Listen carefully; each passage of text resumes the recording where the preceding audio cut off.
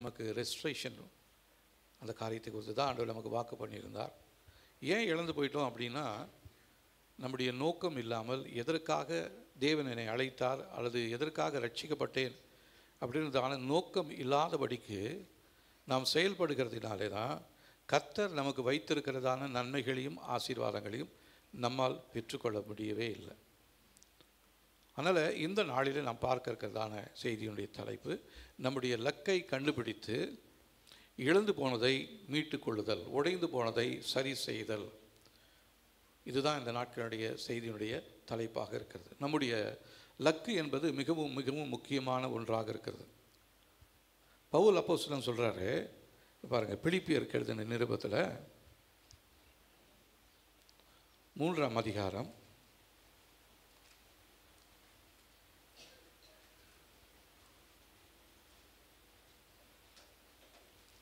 12லேருந்து 14 வசனம் வரலும் வாசிக்கலாம். பாருங்க, பிலிப்பியர் 3ஆம் அதிகாரம் 12லேருந்து 14 வசனங்களை.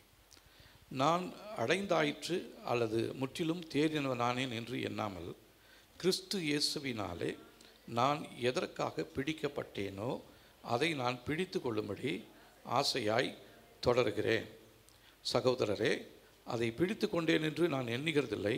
ஒன்று செய்கிறேன், பின்னானவைகளை மறந்து முன்னானவைகளை நாடி கிறிஸ்து இயேசுவுக்குள் தேவன் அழைத்த பரம அழைப்பின் பந்தய பொருளுக்காக லக்கை நோக்கி தொடருகிறேன். இங்கே பவுலுக்கு ஒரு லக்கு ஒன்று இருந்துச்சு. அவருக்கு முன்பாக ஒரு பந்தய பொருளை கர்த்தர் வைத்திருந்தார். அவரை பிடிக்கும் பொழுதே கர்த்தர் அவரை எதற்காக பிடித்தார் என்று சொல்லி நம்ம அப்போஸ்தலர் நடவடிக்கைகளை நம்ம வாசிக்கிறோம். இவர் சீஷர்களெல்லாம் துன்பப்படுத்தணும், கிறிஸ்தவர்களெல்லாம் வேதனைப்படுத்தணும்னு சொல்லி அந்த பிரதான ஆசிரியர் இடத்துல உத்தரவு பெற்றுக்கொண்டு அவர்களை உபத்திரப்படுத்தும்படியாக இவர் போகிறார். போகிற வழியில் கர்த்தர் இவரை பிடிக்கிறார்.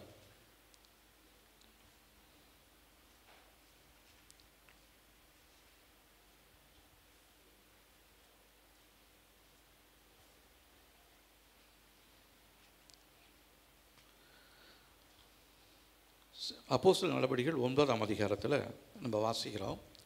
சவுல் என்பவன் இன்னும் கர்த்தருடைய சீஷரை பயமுறுத்தி கொலை செய்யும்படி சீறி பிரதான ஆசிரியரிடத்துக்கு போய், இந்த மார்க்கத்தாராகிய புருஷரையாகிலும் ஸ்திரீகளையாகிலும் தான் கண்டுபிடித்தார், அவரை கட்டி எருசலேமுக்கு கொண்டு வரும்படி தமஸ்குவில் உள்ள ஜெப ஆலயங்களுக்கு நிருபங்களை கேட்டு வாங்கினான். அவன் பிரயாணமாய் போய் தமஸ்குவுக்கு சமீபித்த போது சடுதியிலே வானத்திலிருந்து ஒரு வழி அவனை சுற்றி பிரகாசித்தது. அவன் தரையிலே விழுந்தான். அப்பொழுது, சவுலே சவுலே, நீ என்னை ஏன் துன்பப்படுத்துகிறாய் என்று தன்னுடனே சொல்லுகிற ஒரு சத்தத்தை கேட்டான். அதற்கு அவன், ஆண்டவரே, நீர் யார் என்றான். அதற்கு கர்த்தர், நீர் துன்பப்படுத்துகிற இயேசு தானே, முள்ளில் உதைக்கிறது உனக்கு கடினமாம் என்றான். அவன் நடுங்கி திகைத்து, ஆண்டவரே, நான் என்ன செய்ய சித்தமாக இருக்கிறீர் என்றான். அதற்கு கர்த்தர், நீர் எழுந்து பட்டணத்துக்குள்ளே போ, நீ செய்ய வேண்டியது அங்கே உனக்கு சொல்லப்படும் என்றார். சவுல் சீசர்களெல்லாம் துன்பப்படுத்தும்படியாக அப்போது அந்த பிரதான ஆசிரியர் இடத்துல கடிதம் வாங்கி கொண்டு போகும் பொழுதில் தேவன் சவுலை சந்திக்கிறார். அப்போ இவர் திடீரென்று ஒரு பிரகாசம் வருகிறது. இவர் குதிரையில் போயிட்டு இருக்கிறவர் கீழே விழுந்துறாரு. விழுந்தவனே நீங்கள் யார் அப்படின்னு கேட்குறாரு. அப்போது இயேசு சொல்கிறார், நீ துன்பப்படுத்துகிற இயேசு நானே அப்படின்றார். துன்பப்படுத்துகிற இயேசு நானே அப்படின்னு சொல்லிட்டு உடனே இப்போ சவுல் சொல்கிறாரு, நான் என்ன செய்யணும்? அவர் பாருங்கள், அடுத்த கேள்வியை, நான் என்ன செய்யணும், உங்களுக்கு சித்தம் என்ன ஆண்டவரே? இந்த நாட்களில் சித்தம் அறியாதபடிக்கு நம்ம நிறைய பேர் அலைந்து திரிந்து கொண்டே இருக்கிறோம். ஜெபத்தில் சொல்கிறோம், ஆண்டவரே உங்கள் சித்தம் எதுன்னு சொல்லி, ஆனால் சித்தம் எதுன்னு தெரியாமபடி நம்ம பாட்டுக்கு சும்மா ஒரு வார்த்தை சொல்லி சித்தம் எதுன்னு நம்ம சொல்லி ஜெபிக்கிறதுனால சித்தத்தை ஆண்டவர் வெளிப்படுத்துவது இல்லை. சித்தத்தை குறித்து நம்ம தெரிந்து கொள்ள வேண்டும் என்று சொன்னால், தெசலோனிக்கேயர் நிருபத்தில் 5ஆம் அதிகாரத்தில் ஒரு வசனம் ஒன்று இருக்குது. அதை நம்ம வாசிக்கலாம். பாருங்கள், தெசலோனிக்கேயர்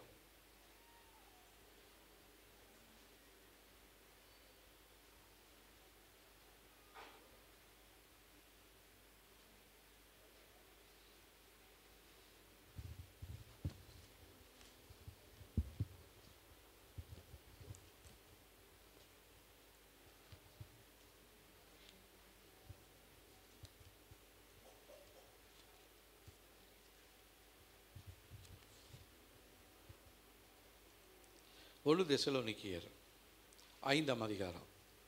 சித்தம் எது என்று சொல்லி நமக்கு தெரிந்து கொள்ள வேண்டும் என்று சொன்னால் இந்த வசனத்தை பார்த்தா படித்தா நமக்கு சித்தம் என்ன என்று தெரியும்.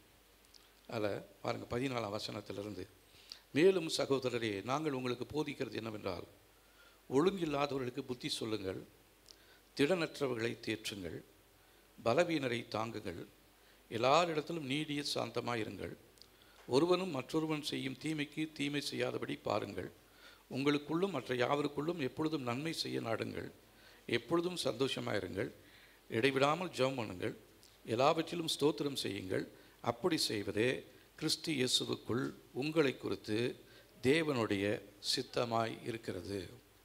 இப்போ தேவனுடைய சித்தம் என்று சொன்னால் இந்த வசனத்தில் சொல்கிறதான ஒவ்வொரு வார்த்தைகளையும் நம்ம கடைபிடிக்க வேண்டும். சும்மா நம்ம வசனத்தை ஒரு ஜெபம், ஆண்டவரே உங்கள் சித்தம் வாழ்க்கையில் நடக்கட்டும் அப்படின்னு சொல்கிறதுனால நம்ம தேவ சித்தத்துக்கு ஒப்பு கொடுக்கறதில்ல. இந்த வசனத்தை நல்லா கவனித்து குறித்து வச்சுக்கோங்க.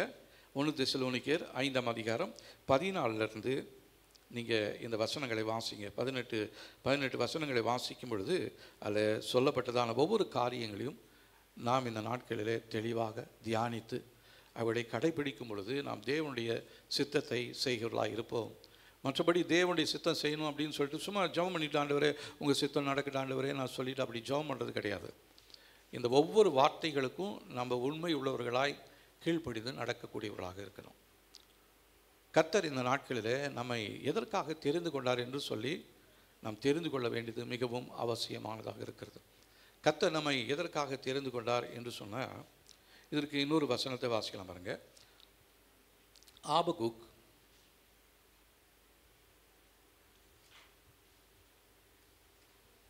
2ஆம் அதிகாரம் 2-3 வசனங்களை வாசிக்கும் பொழுது இந்த இடத்துல கர்த்தர் ஆபகுக்கு ஒரு வார்த்தையை சொல்லுகிறார். ஆபகுக் 2ஆம் அதிகாரம் 2-3 வசனங்களை வாசிக்கலாம். அப்பொழுது கர்த்தர் எனக்கு பிரதியுத்தரமாக, நீ தரிசனத்தை எழுதி அதை கடந்தோடுகிறவன் வாசிக்கும்படி பலகையிலே தீர்க்கமாய் வரை, குறித்த காலத்துக்கு தரிசனம் இன்னும் வைக்கப்பட்டிருக்கிறது, முடிவிலே அது விளங்கும், அது பொய் சொல்லாது, அது தாமதித்தாலும் அதற்கு காத்திரு, அது நிச்சயமாக வரும், அது தாமதிப்பது இல்லை. நிறைய பேர் தரிசனங்களை பெற்றுக்கொண்டிருக்கிறாங்க. பிரத்யேகமாக தேவனுடைய அழைப்பை பெற்றுக்கொண்டிருந்தாலும் அது இன்னும் ரொம்ப நாளைக்காகவும் இப்போ இல்லை அப்படின்னு சொல்லிட்டு ஓடிக்கிட்டே இருக்கிறோம். ஆனால் தேவன் சொன்னது நிச்சயமாகவே நம்முடைய வாழ்க்கையில் அது நடக்க போகிறதாக இருக்கிறது. தேவன் உங்களை குறித்து என்ன வார்த்தைகளை சொல்லியிருக்கிறார், என்ன தீர்க்க தரிசனமாக சொல்லியிருக்கிறார், இல்லைன்னா தேவன் உங்களுக்கு எந்த வசனத்தை வைத்து உங்களோட பேசி கொண்டிருக்கிறார், அது சற்று கவனமாக நீங்கள் அதை வாசிக்க வேண்டும். அதை நீங்கள் மனப்பாடம் செய்து கொள்ள வேண்டும். அதை உங்களுடைய வாழ்க்கையில் நீங்கள் அபியாசிக்க வேண்டும். ஏன்னா அது பொய் சொல்லாது. ஒரு சிலர் நினைக்கிறாங்க தேவன் சொன்னது வார்த்தை இப்போ நடக்காது, இன்னும் 10 வருஷம் கழிச்சு, இல்லைன்னா என் வேலையெல்லாம் முடித்த பின்னாடி, என் குடும்பம்லாம் கட்டின பிறகு அப்படின்னு நம்ம நினைக்கிறோம். இல்லை, உங்களுடைய திருமண காரியங்களாகட்டும், உங்களுடைய குடும்பம் கட்டுகிற காரியங்களாக இருக்கட்டும், உங்களுடைய வீடு கட்டுகிற காரியம் எதுவாக இருந்தாலும் சரி, அதற்காக தேவனிடத்தில் நீங்கள் கேட்க வேண்டும். ஆண்டவரே, என்னை குறித்து நீங்கள் என்ன நோக்கம் வைத்திருக்கிறீங்க? எரேமியா தீர்க்கதரிசியை அவர் சொல்கிறார், தாயின் கற்பத்திலே தோன்றும் முன்னமே, உருவாக்கும் முன்னமே அவர் என்ன பண்ணிட்டாரா? பெயர் சொல்லி அழைத்தார். அதே போல் நம்ம ஒவ்வொருவரையும் நம்முடைய தாயின் கருவிலே உருவாவதற்கு முன்பாகவே நம்மை குறித்து ஒரு திட்டத்தை, ஒரு நோக்கத்தை தேவன் வைத்திருக்கிறார். நம்ம எல்லாருக்குமே தான். இதில் இவங்களுக்கு, ஊழியக்காரருக்கு, ஊழியம் செய்யாதவங்களுக்கெல்லாம் இல்லை, எல்லாருக்குமே கர்த்தர் ஒரு திட்டத்தை, ஒரு நோக்கத்தை வைத்திருக்கிறார். அந்த நோக்கம் எது என்று சொல்லி நீங்கள் அறிந்து கொள்ள வேண்டும். 1 பேதுருவில் பாருங்கள், 1 பேதுரு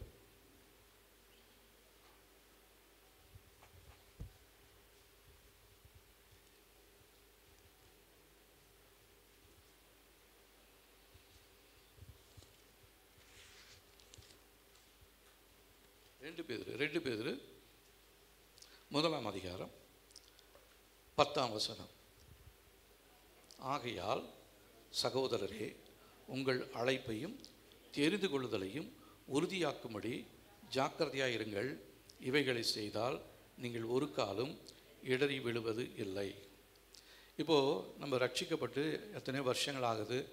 ஒவ்வொரு வருஷமுமே நம்ம நிறைய நேரத்தில் நம்ம தீர்மானம் பண்ணியிருப்போம். புது வருஷத்தில், ஆண்டவரே நான் இப்படி பண்ணுவேன் அப்படி பண்ணுவேன்னு சொல்லி அது தொடர்ச்சியாக ஒரு வாரம் அல்லது 2 வாரம், இல்லைன்னா 1 மாதம் 2 மாதம், 3வது மாதத்தில் அந்த செய்தது எல்லாத்தையும் மறந்து போயிடுவோம். அப்போது கர்த்தரிடத்துல நம்ம ஒரு ஜெபம் பண்ணணும் இந்த நாளில். ஆண்டவரே, என்னை எதற்காக தெரிந்து கொண்டீர்? எதற்காக என்னை அழைத்திருக்கிறீர்? அந்த மாதிரி நீங்கள் ஜெபம் பண்ணியிருக்கீங்களா? ஆண்டவர், எதற்காக என்னை தெரிந்து கொண்டீங்க? எதற்காக என்னை அழைத்திருக்கிறீங்க?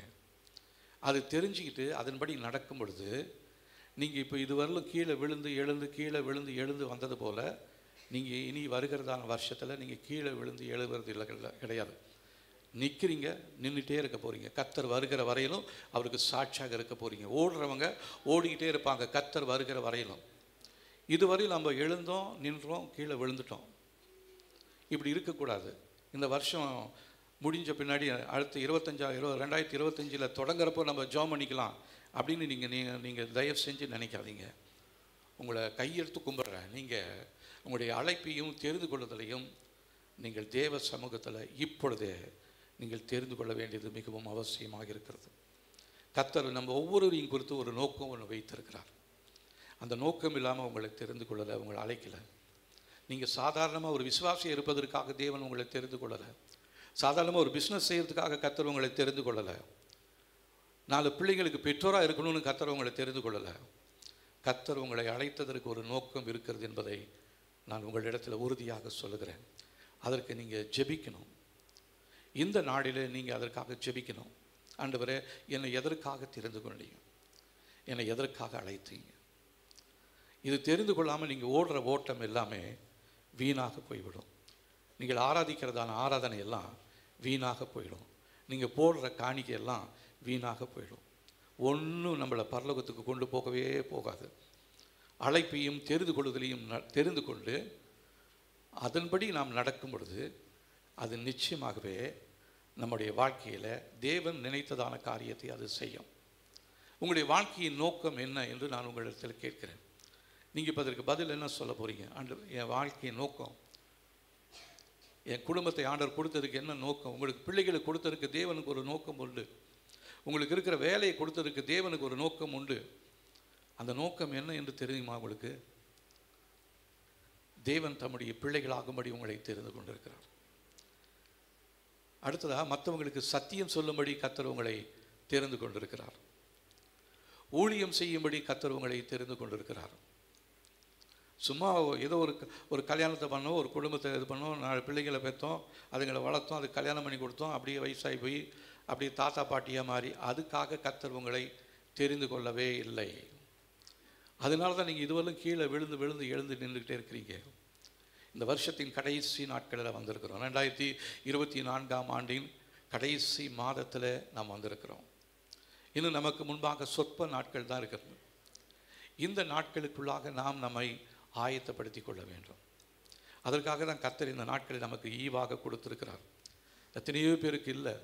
நேற்று இரவு தூங்கினவங்க இன்றைக்கி காலையில் உயிரோடு இல்லை. ஆனால் நேற்று நைட்டு நான் படுத்தேன், காலையில் விழுந்து உங்களுக்கு மத்தியில் உங்களோட பேசி கொண்டிருக்கிறேன். அப்படின்னா கர்த்தர் என்னை குறித்து ஏதோ ஒரு நோக்கம் வைத்திருக்கிறார். நம்ம ஒவ்வொருவரையும் குறித்து கர்த்தர் ஒரு நோக்கம் வைத்திருக்கிறார். அந்த நோக்கம் தெரியாமல் நீங்கள் ஓடிக்கிட்டே இருந்தீங்க, அதனால தான் கீழே விழுந்துட்டீங்க. இப்போ ஆண்டவர் சொல்கிறாரு, உன்னுடைய அழைப்பையும் தெரிந்து கொள்ளுதலையும் நீ தேவ சமூகத்தில் நீ உறுதியாக்கும்படி ஜாக்கிரதையாயிரு. ஒரு எச்சரிப்பை கொடுக்குறாரு, ஜாக்கிரதையாயிரு. இனி காலம் செல்லாது. வருகிறது ஆண்டு எவ்விதமாக இருக்கும் என்று சொல்லி நீங்கள் நினைக்கலாம். மிகவும் மோசமான ஒரு ஆண்டாக இருக்க போகிறது. கர்த்தர் சில காரியங்களை எனக்கு வெளிப்படுத்திட்டே இருக்கிறாரு வருகிற ஆண்டை குறித்து. நிறைய பேர் இங்கே வேலை இல்லைன்னு சொல்லிட்டு வெளிநாட்டுக்கு வேலைக்கு போயிட்டுருக்குறாங்க. வெளிநாட்டுக்கு வேலைக்கு போகிறவங்க எல்லாம் நிறைய பேர் திரும்பி வர போகிறாங்க. இது நடக்க போகிறது அடுத்த ஆண்டில் 25ஆம் வருஷத்தில். வெளியே வேலைக்கு போனவங்களாம் திரும்பி வர போகிறாங்க. ஏன்? அங்கே போன இடத்துல இதோட மிகவும் கொடுமையான ஒரு தேசமாக அவர்கள் போகிற இடங்கள் இருக்கிறது.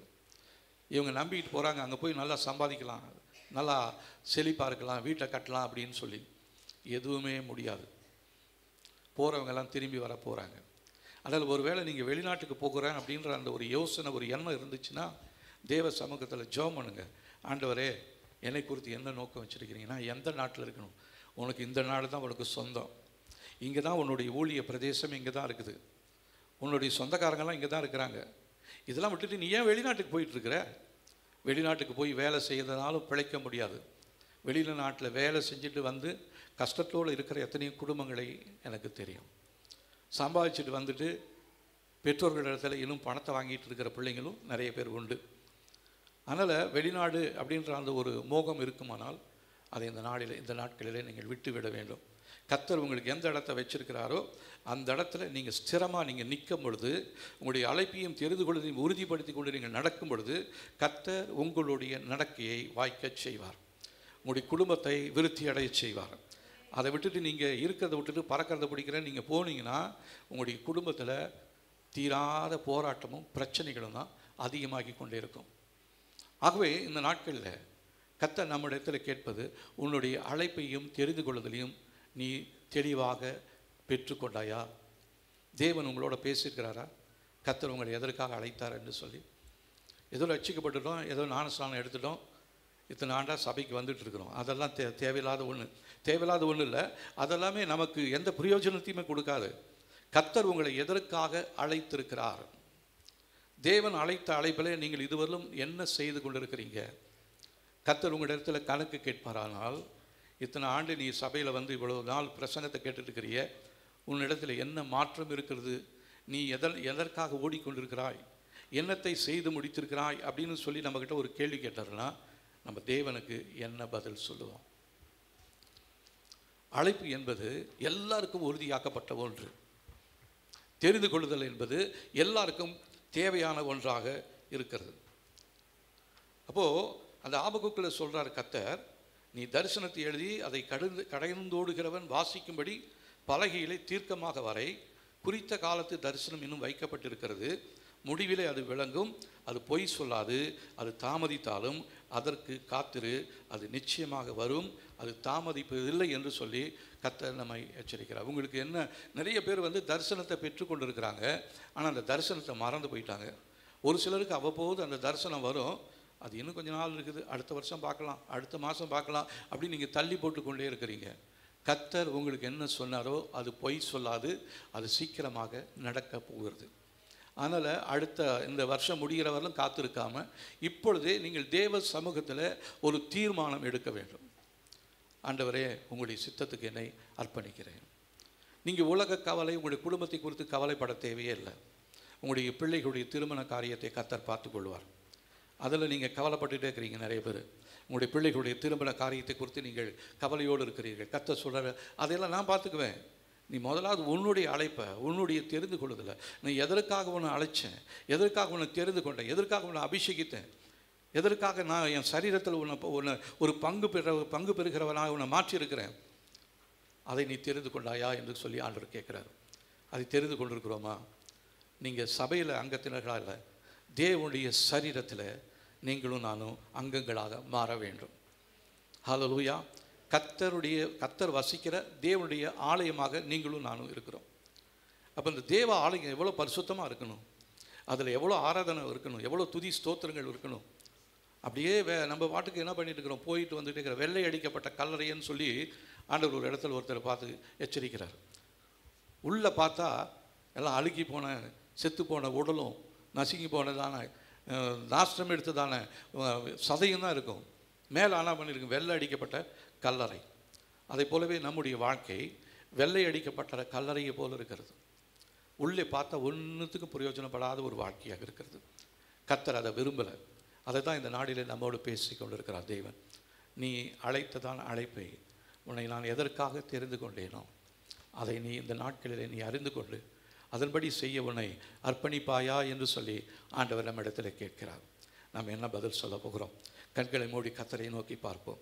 ஆண்டவரே, இந்த நாளில் நீங்கள் எங்களோட பேசி கொண்டிருக்கிறதான இந்த வார்த்தைகளுக்காக நன்றி. எங்களை எதற்காக அழைத்தீர், எதற்காக எங்களை குடும்பமாக தெரிந்து கொண்டிருக்கிறீர்கள், அதை இந்த நாளில் எங்களுக்கு வெளிப்படுத்துங்க ஆண்டவரே. நாங்கள் ஆகாயத்தில் சிலம்பம் பண்ணுகிறவளை போல நாங்கள் ஓடிக்கிட்டே இருக்கிறோம்.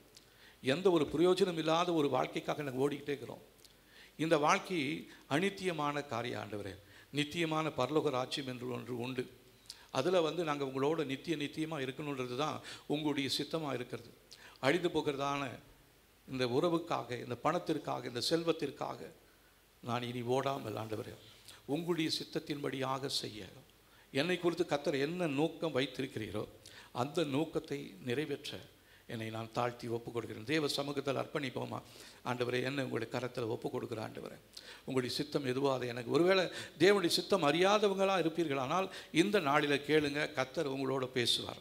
உங்களுக்கு சொப்பனத்திலேயோ தரிசனத்திலேயோ தீர்க்க தரிசனங்கள் மூலமாகவோ கர்த்தர் உங்களோட பேசுவார். தேவன் பேசாத மனுஷன் யாருமே கிடையாது. உலகத்தில் எல்லாரோடையும் பேசிக்கிட்டே இருக்கிறார். ஹல்லேலூயா. கர்த்தருடைய சத்தத்தை கேட்டு ஒரு கழுதை கூட தன்னுடைய வாயை திறந்து பேசிச்சான். ஆனால் தேவனுடைய வார்த்தையை கேட்டுட்டு நீங்களும் நானும் புத்தி இல்லாத கழுதைகளை போல நீங்களும் நானும் இருக்கிறோம். கர்த்தர் அதற்காக தெரிந்து கொள்ளவில்லை. கர்த்தர் நம்மை குறித்து வைத்திருக்கிறதான ஒரு நோக்கம் ஒன்று உண்டு. நீ சும்மா இருக்கிறதுக்காக அவனை தெரிந்து கொள்ளலை. நீ உன் குடும்பத்துக்காக, உன் தொழிலுக்காக, உன் எதிர்காலத்துக்காக, உன் சந்ததிக்காக உழைப்பதற்காக நான் அவனை தெரிந்து கொள்ளலை. மகனே, எனக்காக நீ ஓடும்படியாக, எனக்காக நீ ஊழியம் செய்யும்படியாக, என்னுடைய நாமத்தை நீ மற்றவர்களுக்கு அறிவிக்கும்படியாக, என்னுடைய மகனாக மகளாக நான் உன்னை தெரிந்து கொண்டிருக்கிறேன் என்று சொல்லி கர்த்தருடைய ஆவியானவர் சொல்லுகிறார்.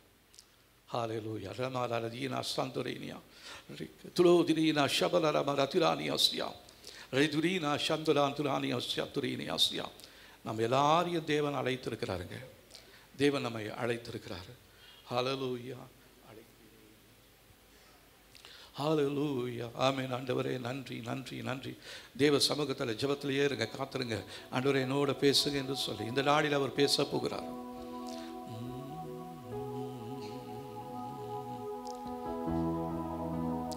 அழைத்தீரே இயேசுவே, அன்போடே என்னை அழைத்தீரே, ஆண்டவர் சேவையிலே ஜெயிப்பேனே, ஆயத்தமானே.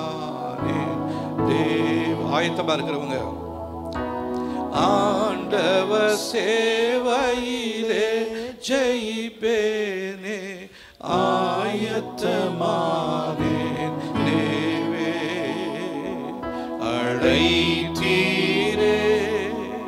இயேசுவே, அன்போடு என்னை அழைத்தீரே, ஆண்டவர் சேவையிலே ஜெயிப்பேனே, ஆயத்தமானே. தேவே ஆண்டவர் சேவையிலே ஜெயிப்பேனே, ஆயத்தமானே. தேவே அழைத்தீரே, எந்தன் ஜெபத்தை கேட்டிடுமே, ஏழை ஜனத்தை மீட்டிடுமே, எந்தன் ஜெபத்தை கேட்டிடுமே, ஏழை ஜனத்தை மீட்டிடுமே, எந்தன் பிதா சித்தமே, என் போஜனமும் அதுவே, எந்தன் பிதா சித்தமே, என் போஜனமும் அதுவே,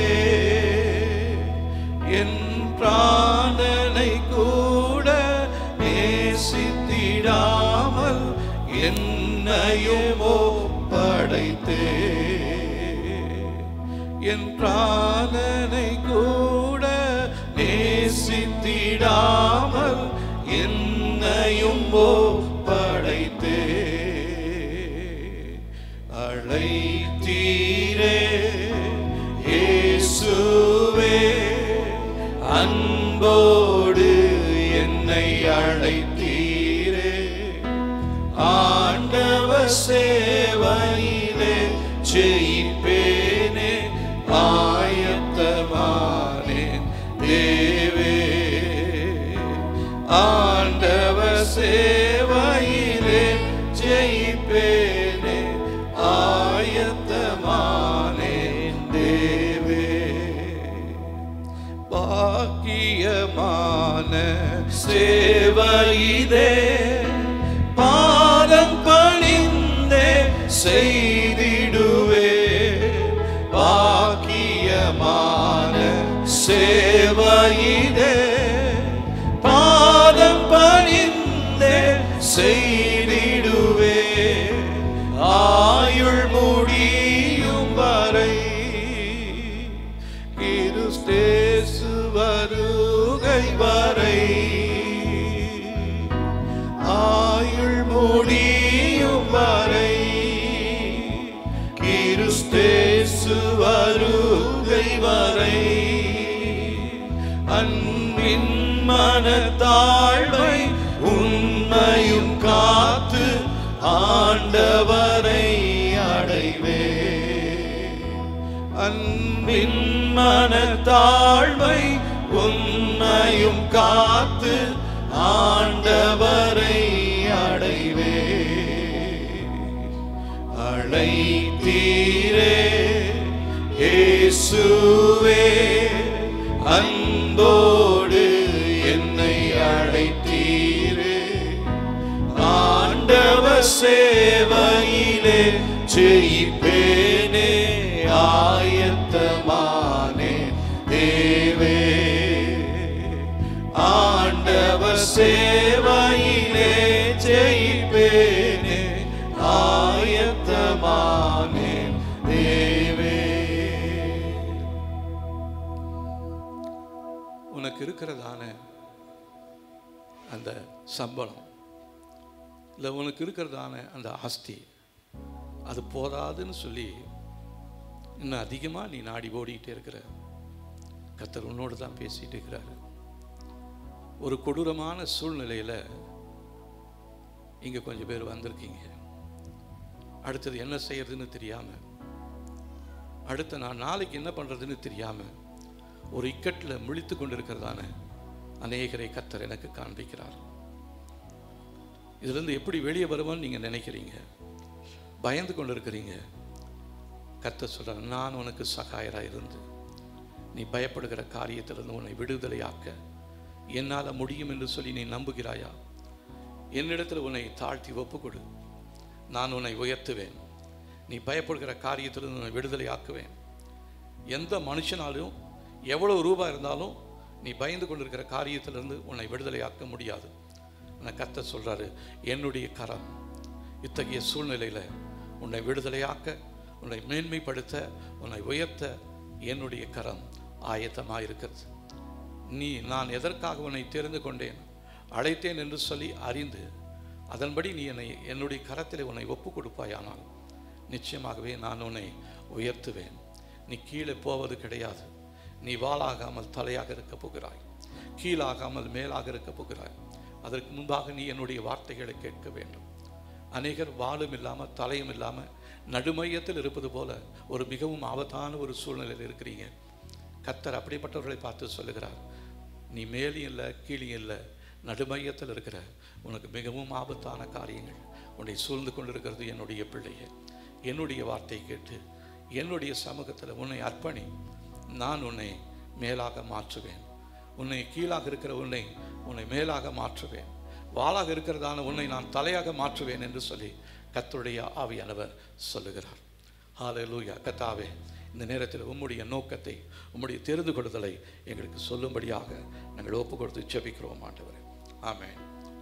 லக்கு என்பது மனிதனை குறித்து தேவன் வைத்திருக்கிறதான ஒரு நோக்கமாக இருக்கிறது. உங்களை குறித்து என்ன லக்கு வைத்திருக்கிறார் என்று சொல்லி ஒரு நோக்கம் இல்லாமல் நீங்கள் ஓடிக்கிட்டே இருக்கிறீங்க. ஆனால் தான் உங்களுடைய குடும்பத்தில் குழப்பங்களும் போராட்டங்களும் பிரச்சனைகளும் அதிகமாகி கொண்டு இருக்கிறது. நீங்கள் தேவ சமூகத்தில் கேளுங்க, ஆண்டவரே என்னை கொடுத்து என் குடும்பத்தை கொடுத்து நீங்கள் என்ன லக்கு வைத்திருக்கிறீங்க ஆண்டவரே. ஒரு டார்கெட் வச்சிருக்கிறார்.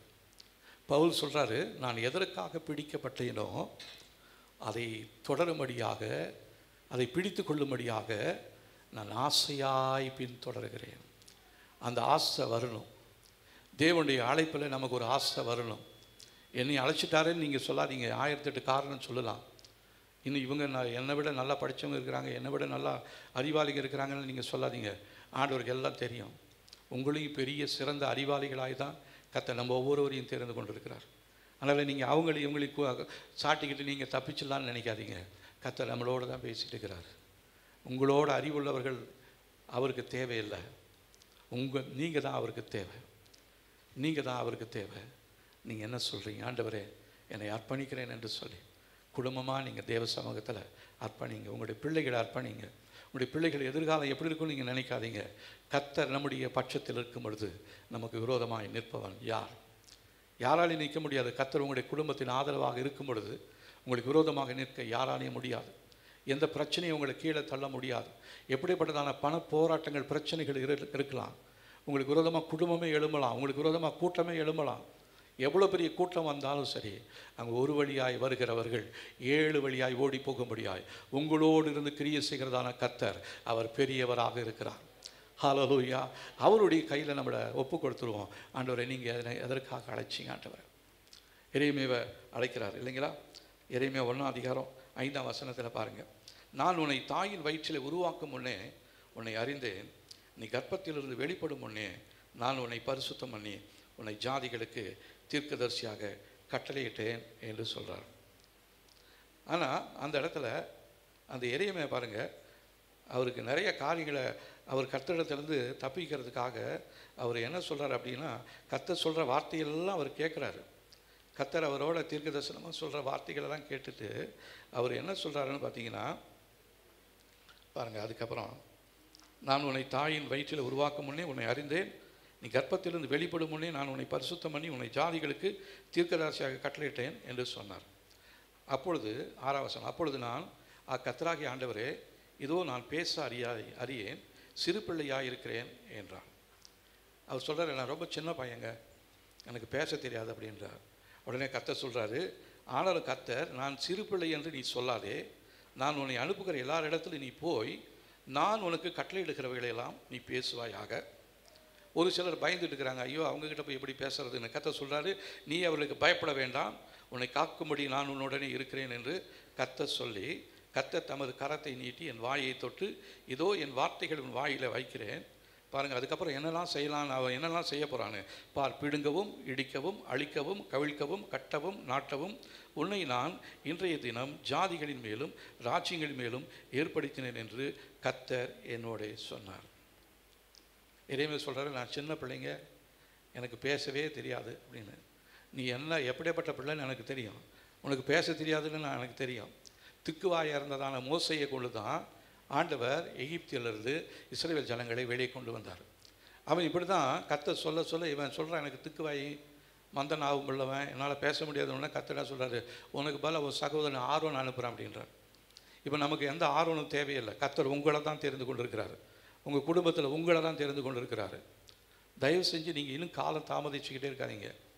இது பத்தாது அப்படின்னு நீங்கள் வேறு இடத்துக்கு நீங்கள் ட்ரை பண்ணிடலாம், மற்ற இடங்களுக்கு போகலாம். நீங்கள் எங்கே போனாலும் கர்த்தர் உங்களை தன்னுடைய நோக்கத்தை நிறைவேற்றும்படியாக உங்கள் மேலே ஒரு கயிறை ஒன்றை போட்டிருக்கிறார். நீங்கள் அந்த கயிற்றிலேருந்து நீங்கள் எங்கேயும் தப்பிக்கவே முடியாது. அவர் உங்களை கயிற்றில் கட்டி, அன்பின் கயிற்றில் கட்டி பலிபீடத்தில் உங்களை கட்டி வைத்திருக்கிறார். அதனால் நீங்கள் எங்கே போனாலும் என்ன செய்தாலும் உங்களுக்கு அது லாபமாகவே இருக்காது. பவுல் சொல்கிறார், லாபமான இருந்த எல்லாத்தையும் நான் என்ன பண்ணுறேன், கர்த்தருக்கு என்று நஷ்டம் என்று விட்டேன்றார் சொல்கிறேன். அப்படி சொல்லிட்டு தேவ சமூகத்தால் அர்ப்பணிக்கிறவங்களுக்கு தான் கர்த்தர் தம்முடைய நோக்கத்தை, தம்முடைய திட்டத்தை அவர் அறிவிப்பாரை அல்லாமல் மற்ற யாருக்கும் அவர் அறிவிக்க போகிறதே கிடையாது. ஆனால் இந்த நாளிலே கர்த்தர் நமக்கு தம்முடைய நோக்கத்தை, தம்முடைய திட்டத்தை தேவன் நமக்கு இந்த நாட்களில் பேசிக்கொண்டே இருக்கிறார். நிறைய பேருக்கு நிறைய அதாவது கர்த்தர் வைத்த நல்ல நேரங்கள் வருது. ஆனால் அந்த நல்ல நேரத்தை அவங்க உதாசீனப்படுத்திட்டு அவங்க வேறு நேரத்துக்காக காத்திருக்கிறாங்க.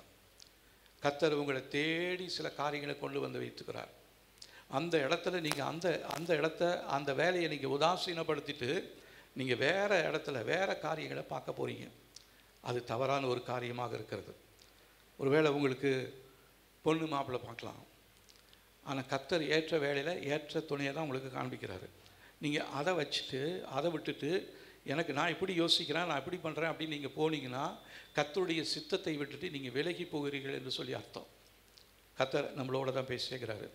கர்த்தர் எச்சரிக்கிறாரு, நான் உனக்கு தயவாக ஈவாக கொடுத்துட்டு இருக்கிற காரியங்கள் நீ விதமாக நான் உனக்காக ஏற்படுத்தி வைத்திருக்கிற ஆசீர்வாதங்களை உன்னை தேடி வரும்படி நான் செய்து கொண்டிருக்கிறேன்.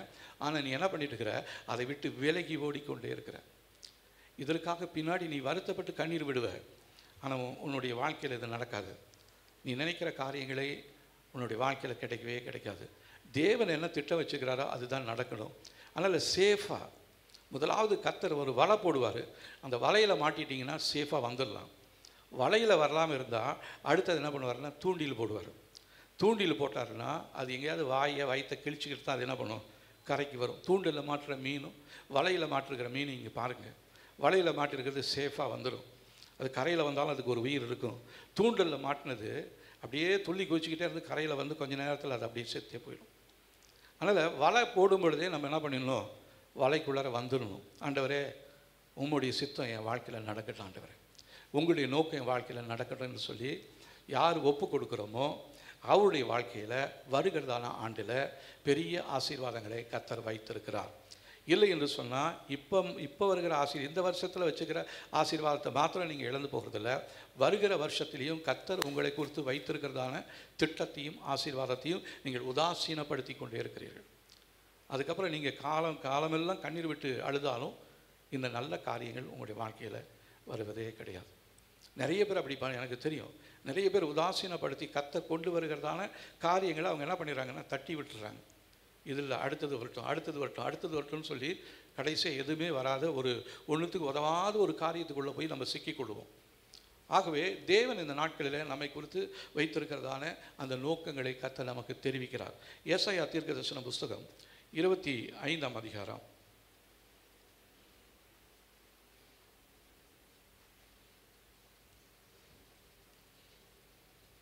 1வது வசனத்தை பாருங்க. கர்த்தாவே, நீரே என் தேவன், உம்மை உயர்த்தி உமது நாமத்தை துதிப்பேன். நீர் அதிசயமானவைகளை செய்தீர். உமது பூர்வ ஆலோசனைகள் சத்தியமும் உறுதியுமானவைகள். உங்களை குறித்து திட்டம் பண்ணி வைத்திருக்கிறது ஏதோ நேற்றோ இன்றோ இல்லை. நீங்கள் உங்கள் தாயின் கருவில உருவாகிறதுக்கு முன்னாடியே பூர்வ காலமாகவே நித்திய காலமாகவே உங்களுக்கென்று ஒரு திட்டத்தை ஆண்டவர் பண்ணி வைத்திருக்கிறார். அந்த திட்டத்தை நீங்கள் சுதந்திரித்துக் கொள்ளாமல் அதை உதாசீனப்படுத்தி நீங்கள் தள்ளி விடுவீர்களானால் தேவனுடைய திட்டம் உங்களுடைய வாழ்க்கையில் நிறைவேறவே நிறைவேறாது. ஏசாயா 46ஆம் அதிகாரம்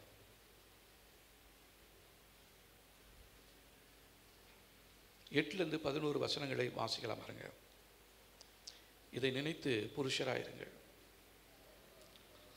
பாதகரை, இதை மனதில் வையுங்கள். முந்தி பூர்வ காலத்தில் நடந்தவைகளை நினையுங்கள். நானே தேவன், வேறொருவரும் இல்லை. நானே தேவன், எனக்கு சமானம் இல்லை.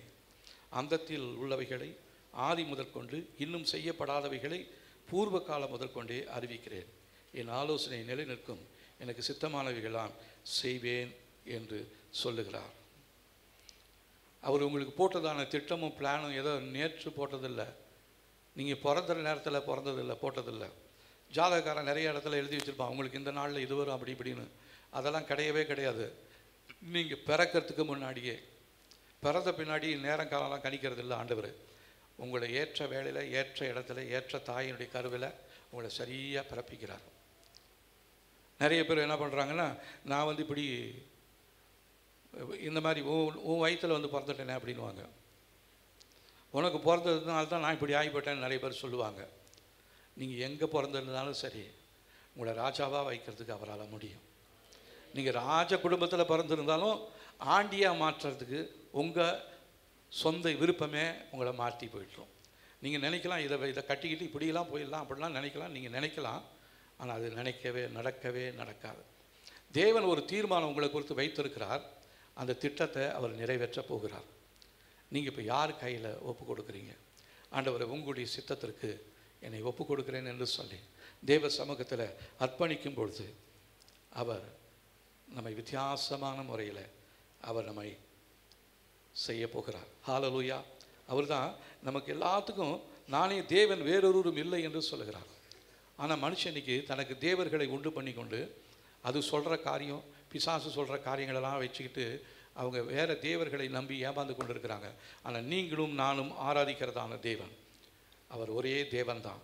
அவரை போல வேறொரு நாமம் இந்த பூமியில் இல்லவே இல்லை. வானத்தின் கீழே மனுஷ ஜாதிகளுக்குள்ளே பூமியின் மேலே அவரை இல்லாமல் வேறொரு நாமம் கட்டளையிடப்படவே இல்லை. அந்த உன்னத நாமத்தை தெரிந்து கொண்டு ஆராதிக்கிறதான நீங்களும் நானும் அவர் என்ன சொல்கிறாரோ அதன்படி செய்ய இந்த நாளிலே நீங்களும் நானும் அர்ப்பணிக்க வேண்டியது மிகவும் அவசியமான ஒரு காரியமாக இருக்கிறது. இல்லைனா வருகிறதான வருஷத்தில் நம்முடைய நிலைமை மிகவும் மோசமான ஒரு நிலைமைக்குள்ளே நம்ம போயிடும். நீங்கள் இப்போ இயேசுவை நம்புறீங்களா? ஹல்லேலூயா. இயேசுசாமி நம்புறீங்கன்னா நீங்கள் இயேசுவை நம்பி அவர் கையில் உங்களை ஒப்பு கொடுத்துருங்க. ஆண்டவரே, நீர் ஒருத்தர் தான் தேவன், என்னை உருவாக்கினது தேவன், என் தாயில் கருவில் உருவாக்குறதுக்கு முன்னாடியே நீங்கள் என்னை குறித்து தெரிஞ்சு கொண்டுட்டீங்க. எரேமியாவை தெரிஞ்சு கொண்டார் இல்லைங்களா? தாயின் கருவில் உருவாகிறதுக்கு முன்னாடியே அவர் என்ன பண்ணிட்டார்? தேவன் தெரிந்து கொண்டுட்டார். அப்போது நம்மளை தெரிந்து கொண்டதான தேவன் தாயின் வயிற்றில் உருவாக்கும் முன்னமே உன்னை நான் அறிந்தேன். நீ வெளியே வந்த பின்னாடி தான் நீ இன்னைக்கு அதையும் இதையும் பேசிகிட்டு இருக்கிற. அதெல்லாம் தேவையில்லாத ஒன்று. எல்லாத்தையும் அறிந்ததான தேவன் உனக்கு இதுதான் இவங்களுக்கு தான் நீ பிள்ளையாக பிறக்கணும்னு கர்த்தர் உன்னை தெரிந்து கொண்டு இருக்கிறாரு. ஆனால் தான் உன்னை அந்த குடும்பத்தில் பிறக்க வச்சுருக்கிறாரு. நீ அவர்கிட்டயே போய் சேலஞ்சு பண்ணிக்கிட்டு இருக்கிற. நான் அங்கே பிறந்திருந்தேனா இங்கே பிறந்தனால நீ நினைக்கிற மாதிரி பிறந்திருந்தீன்னா உன்னுடைய நிலைமை இன்னும் மோசமானதாக போயிருக்கும். ஒருவேளை வெளிநாட்டில் பிறந்திருந்தால் என் நிலைமை நல்லா இருக்குமானா அங்கே இருக்கிற நிலைமை அதுக்கு மேலே மோசமாக இருக்குது. அதனால் கர்த்தருடைய சித்தத்தை கர்த்தருடைய சத்தத்தை கேட்டு அவருடைய சித்தத்திற்கு ஒப்பு கொடுக்கும் பொழுது அவர் நன்மையான காரியங்களை உங்களுடைய வாழ்க்கையில் அவர் காண செய்ய போகிறார். அவர் நமது முடிவு அவருடைய ஆரம்பத்திலேயே தெரிந்திருக்கிறது. நமக்கு எந்த முடிவு இருக்குன்னு சொல்லி அவருக்கு ஆரம்பத்திலேயே தெரியும். எபேசியர் 1ஆம் அதிகாரம் 4ஆம் வசனத்தில் அவர் உலகத் தோற்றத்திற்கு முன்னமே கிறிஸ்துவுக்குள் நம்மை தெரிந்து கொண்டிருக்கிறார். பாருங்க, உலகத் தோற்றத்துக்கு முன்னமே, உலகம் உண்டாகிறதுக்கு முன்னமே, ஆதியிலே தேவன் வானத்தையும் பூமியும் சிருஷ்டித்தார் என்ற வசனத்துக்கு முன்னாடியே கர்த்தர் உங்களை தெரிந்து கொண்டிருக்கிறார். அப்போ எவ்வளோ அற்புதமான தேவன் பாருங்கள். அப்போ எவ்வளோ அற்புதமான அழைப்பு பாருங்கள். உங்களுக்கு இவ்வளோ அற்புதமான அழைப்பை நீங்கள் உதாசீனப்படுத்திகிட்டே இருக்கிறீங்க. உங்களுக்கு அழைப்பை கொடுத்ததான உங்களை உருவாக்கினதான தேவனை தான் நீங்கள் தூஷிக்கிறீங்க. ஒருவேளை பெற்றோர்களை பார்த்து நீங்கள் கேள்வி கேட்கலாம். என்னை ஏன் இப்படி பார்த்த, எனக்கு ஏன் அப்படி வந்துச்சு, ஏன் அப்படிலாம் நீங்கள் உங்கள் பெற்றோரை கேட்குறீங்கன்னு நீங்கள் நினைக்கிறீங்க. நீங்கள் கேள்வி யாரை பார்த்து கேட்டுருக்கிறீங்க தெரியுங்களா? உங்களை உருவாக்கினதான உங்களுடைய தாயின் கருவிலே உருவாக்கினதான தேவனை தான் நீங்கள் நோக்கி பார்த்து பேசிக்கிட்டே இருக்கிறீங்க. அவருக்கு முன்னாடி பேசுவதற்கு நம்ம எந்த தகுதியுமே கிடையாது. அவருக்கு முன்பாக நீங்களும் நானும் தகுதி இல்லாதவர்களாக இருக்கிறோம். ஆனால் தகுதி இல்லாத நம்மை தான் தேவன் தெரிந்து கொண்டிருக்கிறார். தகுதி இல்லாத நம்மை தான் உங்களுடைய குடும்பத்துக்கு உங்களை ஆசீர்வாதமாய் தேவன் தெரிந்து கொண்டிருக்கிறார். உங்களுக்கு அந்த வேலையை கொடுத்தது அவர் தான். இன்றைக்கி நீங்கள் அந்த சம்பாத்தியத்தை பார்த்துட்டு நீங்கள் அதை பெருசாக நினைக்கிறீங்களா? அதை பார்த்து நினைக்காதீங்க. உங்களை அழைத்ததான அந்த சம்பாதிக்க உங்களுக்கு கிருபை தந்ததான தேவனை நோக்கி பாருங்கள். ஹல்லேலூயா. கர்த்தாவே, எனக்கு இந்த தகுதியை கொடுத்தீங்களே அதற்காக ஸ்தோத்திரம். என் குடும்பத்தில் யாருக்கு இல்லாத ஒரு தகுதி எனக்கு கொடுத்துருக்கிறீங்கன்னு நீங்கள் சொல்லுங்கள். ஆனால் உங்களுடைய தகுதி ஒருவேளை நீங்கள் நினைக்கலாம் ஒரு மோசமான தகுதி நீங்கள் நினைக்கலாம். இல்லை, கர்த்தர் உங்களை ரொம்ப நல்லவங்களாக தான் உண்டாக்கியிருக்கிறாரு. நல்ல குடும்பத்தில் தான் வச்சுருக்கிறாரு. நல்ல வேலையை தான் கொடுத்துருக்கிறாரு. நல்ல தொழிலை தான் கர்த்தர் கொடுத்துருக்கிறாரு. ஆனால் அதில் நிலைத்திருப்பதும் நிலைத்தில்லாமல் போவதும் உங்களுடைய கரத்தில் இருக்கிறது. நீங்கள் இதை பார்த்துட்டு நீங்கள் உதாசீனப்படுத்தாதீங்க. ஆண்டவரே, உங்கள் கரத்தில் என்னை அர்ப்பணிக்கிறேன் என்று சொல்லி நம் தேவ சமூகத்தில் நம்ம அர்ப்பணிக்க போகிறோம். ஆபிரகாமை தெரிந்து கொண்டவர். ஆபிரகாமுக்கு சந்ததியே இல்லை. ஆனால் அந்த நாளில் என்ன பண்ணுறாரு? அவர் சோதோமை அழிக்கும்படியாக அவர் புறப்பட்டு போகும் பொழுது அவர் ஆபிரகாமுக்கு ஒரு யோசனை சொல்கிறாரு. ஆபிரகாம் தன்னுடைய சந்ததியினருக்கு அதை தெரிவிப்பார் என்று சொல்லி தேவன் அறிகிறார். ஆதியாகமம் 18ஆம் அதிகாரம்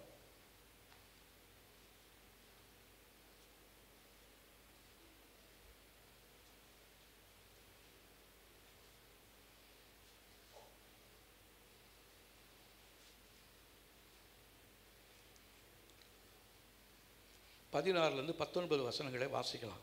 பின்பு அந்த புருஷர் எழுந்த இடம் விட்டு சோதோமை நோக்கி போனார்கள். ஆபிரகாமும் அவளோட கூட போய் வழிவிட்டு அனுப்பினான். அப்பொழுது கர்த்தர், ஆபிரகாம் பெரிய பலத்த ஜாதியாவதினாலும் அவனுக்குள் பூமியில் உள்ள சகல ஜாதிகளும் ஆசீர்வதிக்கப்படுவதினாலும் நான் செய்ய போகிறதை ஆபிரகாமுக்கு மறைப்பேனோ கர்த்தர் ஆபிரகாமுக்கு சொன்னதை நிறைவேற்றும்படியாய் அவன் தன் பிள்ளைகளுக்கும் தனக்கு பின்வரும் தன் வீட்டாருக்கும் நீங்கள் நீதியாய் நியாயத்தையும் செய்து கர்த்தருடைய வழியை காத்து நடவுங்கள் என்று கட்டளையிடுவான் என்பதை அறிந்திருக்கிறேன் என்றார். அப்போ ஆபிரகாமுக்கு ஒரு குழந்தையே இல்லை. ஆனால் ஆண்டவர் என்ன சொல்கிறாரு, அவன் சந்ததிக்கு அவன் சொல்ல போகிறான், அவனுடைய சந்ததிக்கு அவன் என்ன நாமத்தை சொல்ல போகிறான், என்னுடைய பராக்கிரமத்தை அவன் சொல்ல போகிறான். அதனால் நான் அவனுக்கு மறைக்க போகிறதே இல்லைன்னு சொல்லி அவனுக்கு சில காரியங்களை அந்த இடத்துல வெளிப்படுத்துகிறான். நம்முடைய சந்ததி இன்னும் உருவாகலை. ஒருவேளை உங்களுக்கு கல்யாணம் ஆகாமல் இருக்கலாம், கல்யாணம் ஆகி குழந்தை இல்லாமல் இருக்கலாம். ஆனால் கர்த்தர் உங்களுடைய சந்ததியை குறித்து கர்த்தர் உங்களோட பேசும்படியாக அவர் ஆயத்தம் உள்ளவராக இருக்கிறார். நாம் ஆயத்தம் உள்ளவர்களாக இருந்தால் கர்த்தருடைய சத்தத்தை கேட்கலாம். தேவன் என்னோட பேச மாட்டாரா நீங்கள் நினைக்கிறீங்க? தேவன் நம்ம எல்லாரோடையும் பேசிகிட்டு இருக்கிறாரு. தேவன் பேசுகிறதான நேரத்தில் நீங்கள் கேட்கக்கூடிய இடத்துல நீங்கள் இருக்கிறல. தேவன் சொல்கிற வழிகளில் நீங்கள் நிற்கலை. தேவன் சொல்கிற இடத்துல நீங்கள் இல்லை. ஆனால் தான் தேவன் பேசின வார்த்தைகள் உங்களுடைய காதுகளுக்கு கேட்கக்கூடாமல் போய்விடுகிறது. அதனால் நீங்கள் எங்கே போனாலும் என்ன செஞ்சாலும் தேவனுடைய சித்தம் என் வாழ்க்கையில் நடக்கட்டும்னு சொல்லி நீங்கள் கேட்டிங்கன்னா தேவன் உங்களோட பேசுவார்.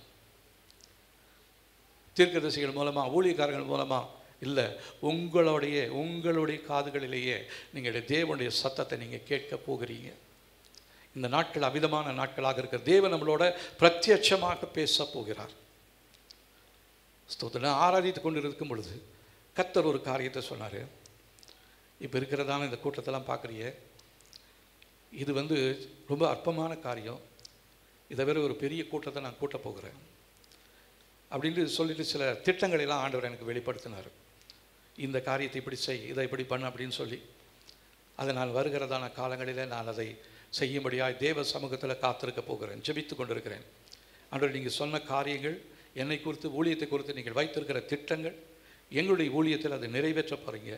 அதற்காக உமக்கு ஸ்தோத்திரம் என்று சொல்லி நம்முடைய ஊழியம் இது ஒரு சாதாரணமான ஒரு ஊழியம், ஒரு கிராம பகுதி ஊழியமாக இருந்தாலும் கர்த்தர் இந்த ஊழியத்தின் மூலமாக மகா பெரிய காரியங்களை செய்து கொண்டிருக்கிறார், செய்ய போகிறார். ஹல்லேலூயா. இடம் கொள்ளாமல் போக மட்டும் ஜனங்களை திரளாக ஆசீர்வதிக்க போகிறார். நம்ம இந்த சபையில் மாத்திரமல்ல, வேறு கிளை சபைகளையும் கர்த்தர் நமக்கு கொடுக்க போகிறார். அதுக்காக தான் போன வாரத்தில் பில்லி ஒரு சொப்பனம் பார்த்து சொன்னான். இப்போ நான் சொன்னேன், நம்முடைய ஊழியத்தை கர்த்தர் எக்ஸ்டெண்ட் பண்ண போகிறாருப்பா. அதுக்காக ஊழியக்காரர்களை நம்ம என்ன பண்ணணும், ஆயத்தப்படுத்தணும். எல்லா இடத்துலையும் நாங்களாக போய் செய்கிறதில்ல. ஊழியக்காரர்கள் ஒவ்வொருத்தரையும் அந்தந்த இடங்களில் அவங்கள வைத்து அந்த ஊழியத்தை இன்னும் ஸ்திரமாக செய்யணுன்றது தான் எங்களுடைய நோக்கமும் தேவனுடைய திட்டமுமாக இருக்கிறது. ஹல்லேலூயா. அதனால் நாங்களே போய் எல்லா இடத்துலையும் நாங்களே சபை இல்லை. இங்கே இருக்கிறதான இந்த ஊழியக்காரர்களை வைத்து புதிய சபைகளை கர்த்தர் வருகிறதான ஆண்டில் கட்டப்போகிறார். அதுதான் தேவனுடைய திட்டமாக இருக்கிறது. ஹல்லேலூயா. திரளான ஜனங்களை கர்த்தர் நமக்கு கொடுக்க போகிறார். ஆனால் அதற்கு நமக்கு தேவை ஒரு அர்ப்பணிப்பும் தெய்வீக அந்த ஜெபமும் நமக்கு அதிகமாக அவசியமாக இருக்கிறது. அதனால் கர்த்தர் நமக்கு கொடுத்துருக்கிற இந்த ஊழியக்காரர்களை தேவன் ஆசீர்வதிக்கணும், அவருடைய குடும்பத்தினரை கர்த்தர் ஆசீர்வதிக்கணும், பிள்ளைகளை அவர்கள் ஆசீர்வதிக்கணும், அவருடைய தொழில்களை கர்த்தர் ஆசீர்வதிக்கணும், அவருடைய எல்லைகளை விருத்தி அடைய செய்யணும்.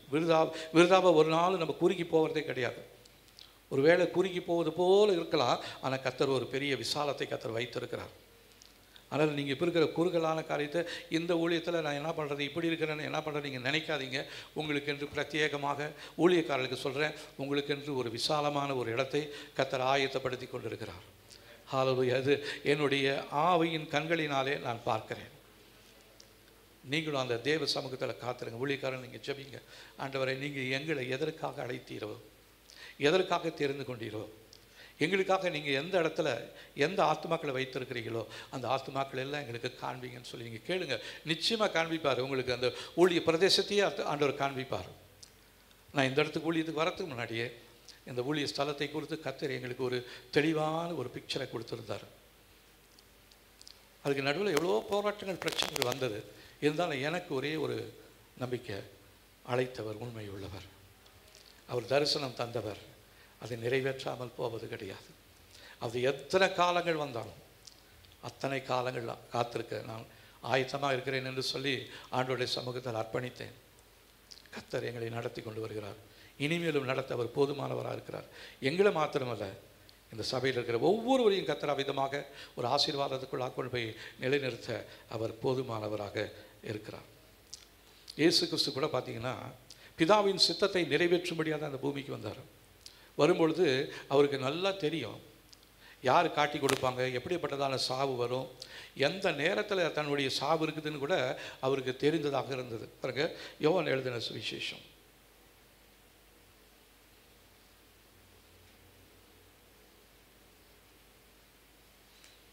7ஆம் அதிகாரம்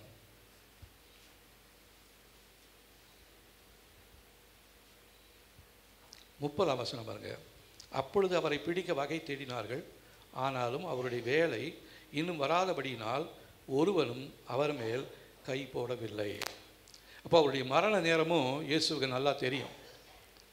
என்னத்தான் மிரட்டினாலும் அவர் சொல்கிறாரு, என்னை இப்போ யாரும் என்னை பிடிக்க முடியாது, ஏன்னா என் பிதா இன்னும் எனக்கு அந்த நேரத்தை அவருக்கென்று ஒரு நேரத்தை வச்சிருக்கிறார்.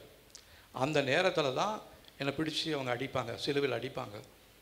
அந்த கெத்செமனே தோட்டத்தில் கூட போய் பாருங்கள், அவர் தன்னுடைய தேவனுடைய சித்தத்துக்காக தான் ஒப்பு கொடுத்து ஜெபம் பண்ணுறாரு.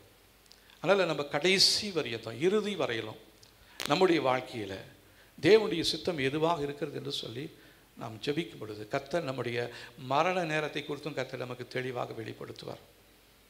எப்படி மரிப்போம் என்பதை குறித்தும் கர்த்தர் நமக்கு தெளிவாக சொல்லுவார். இது சொல்லாமல் அவர் ஒரு நாள் நமக்கு மறைவாக எதையுமே செய்ய போகிறது கிடையாது. அந்த மரண நேரத்தை அறிவிக்கும் பொழுது நம்ம பயந்துட்டு இருக்கக்கூடாது. ஆண்டவரே, நீங்கள் ஏற்படுத்தியிருக்கிற அந்த நேரத்துக்காக நான் என்ன பண்ணுறேன், இப்பயே என்னை ஆயத்தப்படுத்தி கொண்டு இருக்கிறேன், நான் அந்த நேரத்தை இழந்துடக்கூடாது. நான் நிறைய நேரத்தில் பயப்படுவேன்.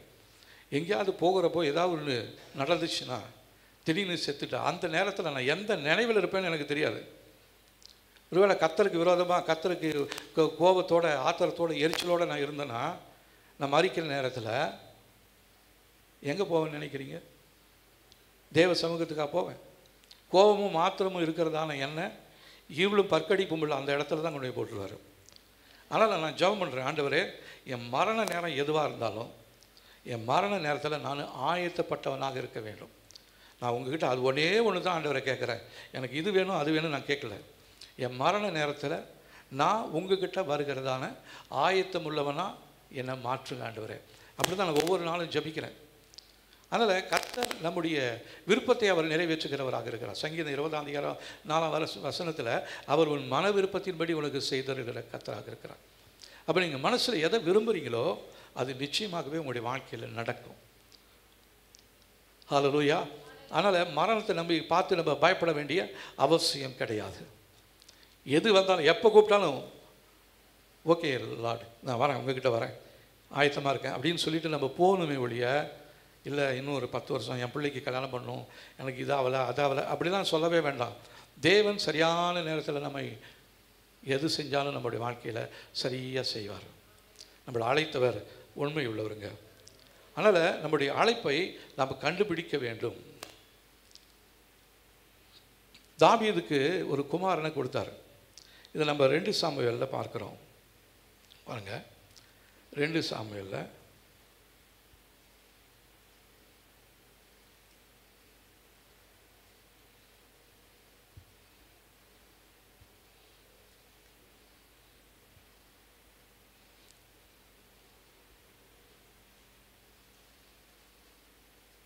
1 சாமுவேல்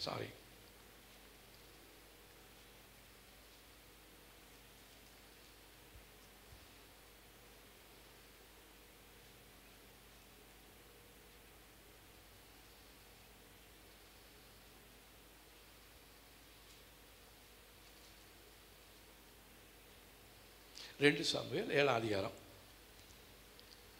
கர்த்தர் ராஜாவை சுற்றிலும் இருந்த அவனுடைய எல்லா சத்துருக்களுக்கும் அவனை நீங்களாக்கி இளைப்பாற பண்ணின போது அவன் தன் வீட்டிலே வாசமாக இருக்கையில் ராஜா தீர்க்கதரிசியாகிய நாத்தானை நோக்கி, பாரும் கேதுர மரங்களால் செய்யப்பட்ட வீட்டிலே நான் வாசம் பண்ணும்போது தேவனுடைய பெட்டி திரைகளின் நடுவே வாசமாக இருக்கிறது என்றான். அப்பொழுது நாத்தான் ராஜாவை நோக்கி, நீர் போய் உம்முடைய இருதயத்தின் உள்ளபடி எல்லாம் செய்யும், கர்த்தர் உம்மோடு இருக்கிறாரே என்றான். அன்று ராத்திரியிலே கர்த்தருடைய வார்த்தை நாத்தானுக்கு உண்டாகி, அவர், நீ போய் என் தாசனாகிய தாவீதை நோக்கி, நீ கர்த்தர் சொல்லுகிறது என்னவென்றால், நான் வாசமாக இருக்கத்தக்க ஆலயத்தை நீ கட்டுவாயோ? நான் இஸ்ரவேல் புத்திரரை எகிப்திலிருந்து புறப்பட பண்ணின நாள் முதற்கொண்டு இந்நாள் வரைக்கும் நான் ஒரு ஆலயத்தில் வாசம் பண்ணாமல் கூடாரத்தில் வாசஸ்தலத்தில் உலாவினேன்.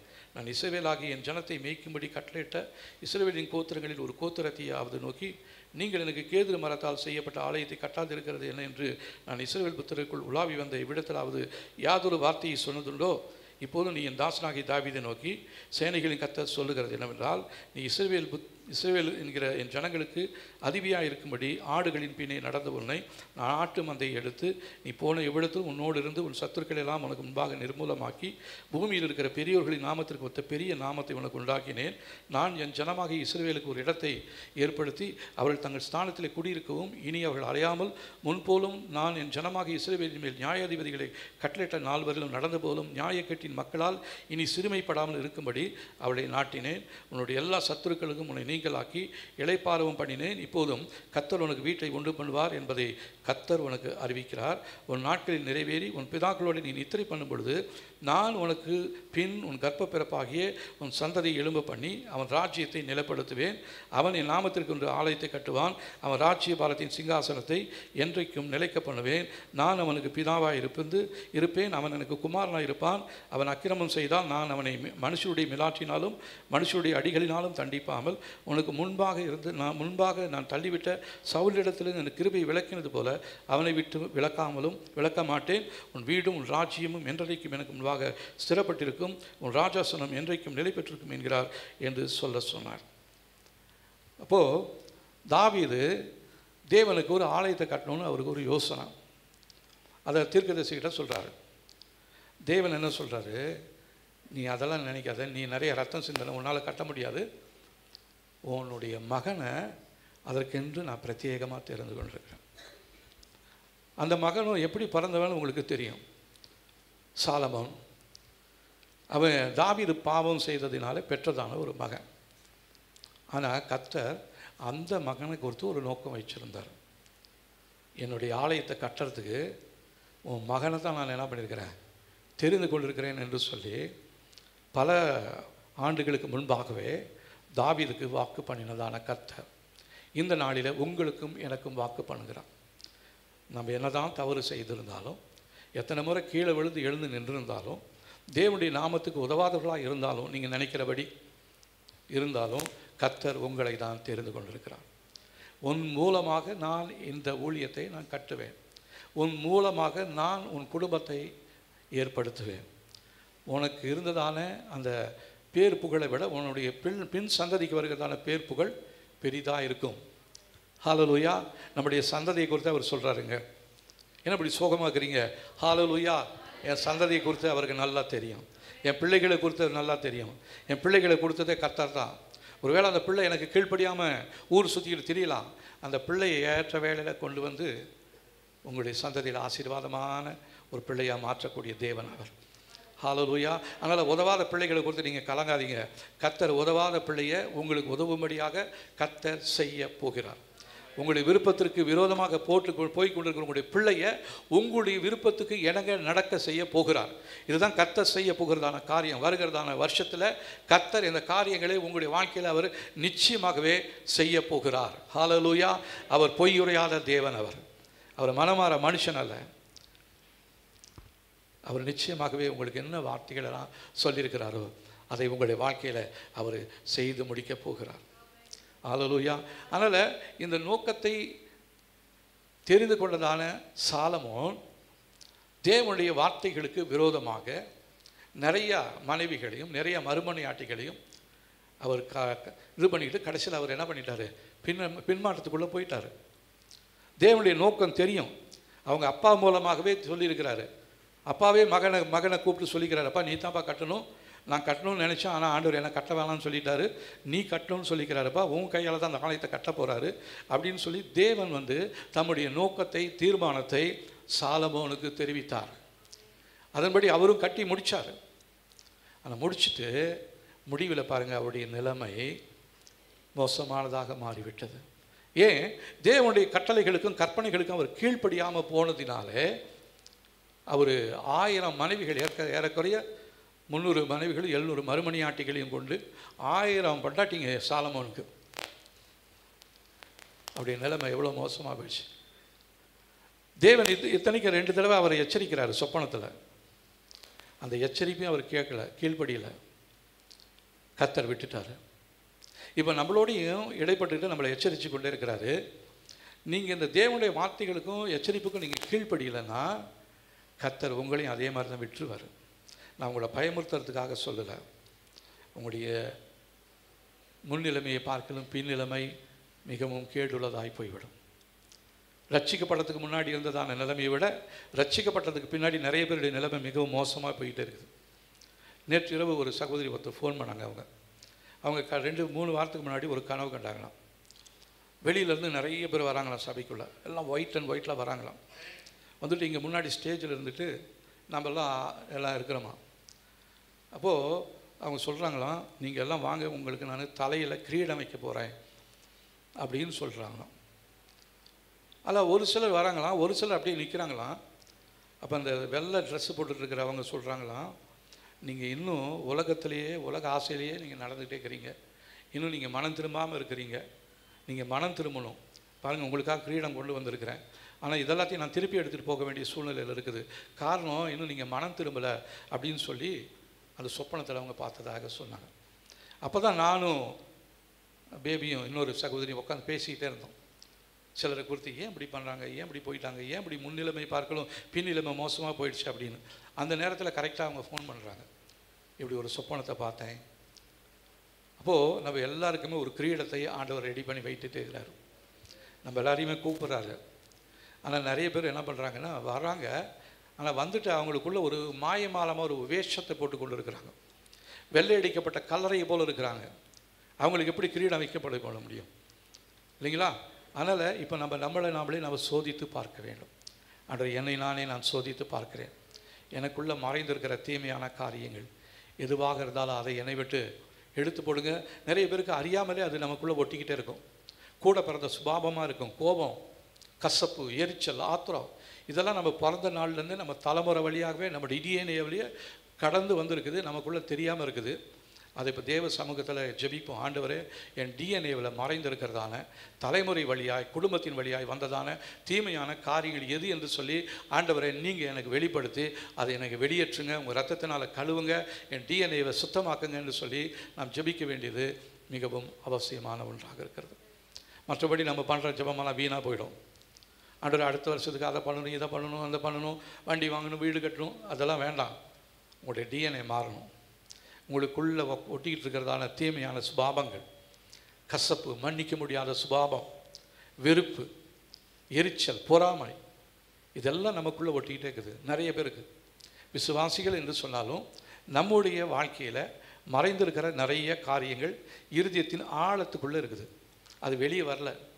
அது வெளியே தெரியறதுக்கு கர்த்தர் நமக்கு காண்பிக்கணும். ஆண்டவரே, எனக்குள்ளே மறைந்திருக்கிற உமக்கு பிரியமில்லாத காரியம் எதுவாக இருந்தாலும் அதை எனக்கு வெளிப்படுத்துங்க, அதை நான் வெளியேற்ற நான் இப்பொழுது என்னை அர்ப்பணிக்கிறேன் என்று சொல்லி நம் தேவ சமூகத்தில் நாம் அர்ப்பணிக்க வேண்டியது மிகவும் அவசியமாக இருக்கிறது. இல்லைன்னா நம்ம என்ன தான் மேலே வந்தாலும் அது நம்ம கீழே போட்டு இழுத்துக்கிட்டே இருக்கும்.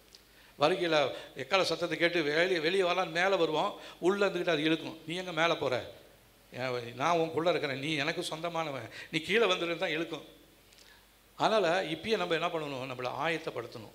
ஆண்டவர், எனக்குள்ளே மறைஞ்சிருக்கிற காரியங்கள் என்ன ஆண்டவர், இந்த வருஷம் முடியறதுக்குள்ளற இன்னும் கொஞ்சம் நாட்கள் தான் இருக்குது. இதுக்காக அடுத்த வருஷம் வரலும். அந்த வருஷம் புது வருஷத்தில் அந்த 12 மணிக்கு அந்த நேரத்தில் அப்படியே ஆவியில் நனைஞ்சி குதித்து ஆண்டவரே நான் அதை பண்ணுறேன் இதை பண்ணுறேன் அப்படி சொல்கிறத விட்டுட்டு இப்போ இருந்தே நம்ம ஆயத்தப்படுத்தணும். அடுத்த வாரத்தில் நமக்கு சாட்சியின் வாரமாக பில்லி, அடுத்த வாரத்தில் நமக்கு சாட்சியின் வாரமாக இருக்குது. அதனால் சாட்சி சொல்கிறவங்க நீங்கள் அடுத்த வாரத்தில் நீங்கள் சாட்சி சொல்லலாம். கர்த்தர் உங்களுடைய என்னெல்லாம் பேசுகிறாரு, என்ன உங்களுக்கு எதற்காக அழைத்தது, நிச்சயமாக அதற்குள்ளே உங்களுடைய அழைப்பையும் தெரிந்து கொள்வதிலையும் நீங்கள் நிச்சயமாக தெரிந்து கொள்ளணும். நம்ம எல்லாரோடையுமே பேசிக்கிட்டு தான் இருக்கிறாரு.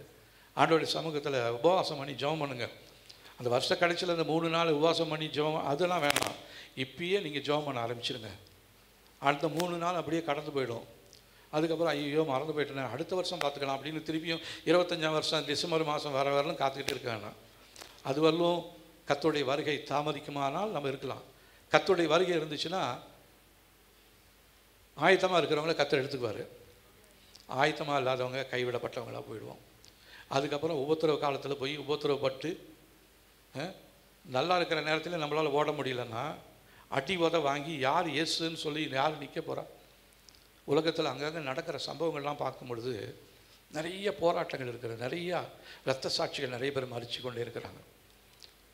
அதனால் நான் உங்களெல்லாம் இரத்த சாட்சியாக இருக்கணும்னு சொல்லலை, ரெடியாக இருங்க. ஆண்டவரே, உங்கள் வாழ்க்கை உங்களுடைய கையில் என்னுடைய ஆத்மாவை நான் ஒப்பு கொடுத்தேன், என்னை குறித்து என்ன நோக்கம் வச்சுருக்கிறீங்களோ அது மாத்திரம் தான் என் வாழ்க்கையில் நடக்கட்டும் ஆண்டவரே. நான் நிறைய பிளான் பண்ணி வச்சுருக்கிறேன், நீங்கள் பிளான் பண்ணிக்கோங்க, எழுதி வச்சுக்கோங்க, எல்லாமே பண்ணிக்கோங்க. ஆனால் நீங்கள் என்ன தான் எழுதி வைத்திருந்தாலும் கர்த்தர் தம்முடைய புஸ்தகத்தில் உங்களை குறித்து உங்களுடைய குடும்பத்தை குறித்து என்ன எழுதி வைத்திருக்கிறாரோ அதுதான் உங்களுடைய வாழ்க்கையில் நடக்கும். ஹல்லேலூயா. அதனால் தேவன் செய்ய நினைச்சது ஒன்றும் தடைபடாது. நமக்கென்று எதெல்லாம் முன்குறிச்சிருக்கிறாரோ அதை எப்படியுமே அவர் நம்முடைய வாழ்க்கையில் நிறைவேற்றி முடிப்பார். அதனால் நம்ம இந்த நாட்களில் ஆயத்தம் உள்ளவர்களாக இருக்க நாம் இந்த நாட்களில் நம்மை அர்ப்பணிக்க வேண்டியது மிகவும் முக்கியமான ஒன்றாக இருக்கிறது.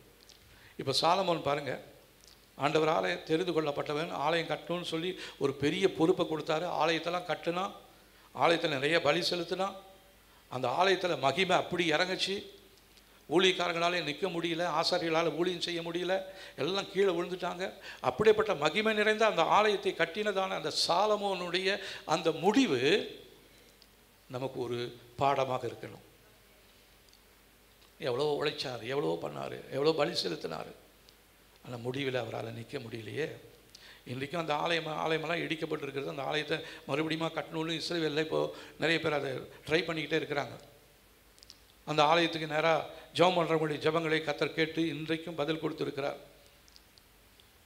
ஆனால் கட்டினதான சாலமோன் அவருடைய குடும்பமே சீரழிந்து சின்னாபின்னமாகி போய்விட்டது. அதனால் வார்த்தைகளை கேட்கிறதான நாம் தேவ சமூகத்தில் நம்மை அர்ப்பணிக்க போகிறோம். ஆண்டவரே, உங்களுடைய வார்த்தை கேட்ட இந்த நாளில் என்னோடு நீங்கள் பேசிக்கிட்டு இருக்கிறீங்க, என்னை ஆயத்தப்படுத்துங்க. என்னை குறித்து என்ன நோக்கம் வச்சுருக்கிறீங்களோ, என்ன சித்தம் வச்சுருக்கிறீங்களோ அதை என் வாழ்க்கையில் நிறைவேற்றுங்க ஆண்டவரேன்னு சொல்லி 100க்கு 100 யாரெல்லாம் அர்ப்பணிக்கிறீங்களோ அவங்க ஒவ்வொருடைய வாழ்க்கையிலுமே கர்த்தர் இந்த நாளில், இந்த வருகிறதான நாட்களில் நம்மளோட பேசி நம்மளை ஆயத்தப்படுத்துவார். ஹல்லேலூயா. அதனால் ஆயத்தம் இல்லாமல் ஒருத்தர் இருக்கவே கூடாது. மற்ற காரியங்களுக்கெல்லாம் ஆயத்தப்படுத்திக்கிட்டே இருக்கிறோம். அடுத்த வருஷத்தில் இதை செய்யணும்னு இப்பயே நீங்கள் நிறைய பேர் நிறைய பிளான் பண்ணி அதற்காக பணம்லாம் சேர்த்து வச்சுக்கிட்டு இருக்கலாம். அதுக்காக ஆயத்தப்படுத்திகிட்டு இருக்கிறீங்க. தேவனுடைய நேரத்துக்காக, தேவனுடைய சித்தத்துக்காக நீங்கள் ஆயத்தமாக இருக்கிறீங்களா அப்படின்னா அது இல்லவே இல்லை. அதனால் தேவ சித்தத்துக்கு நீங்கள் முழுசுமாக அர்ப்பணிங்க.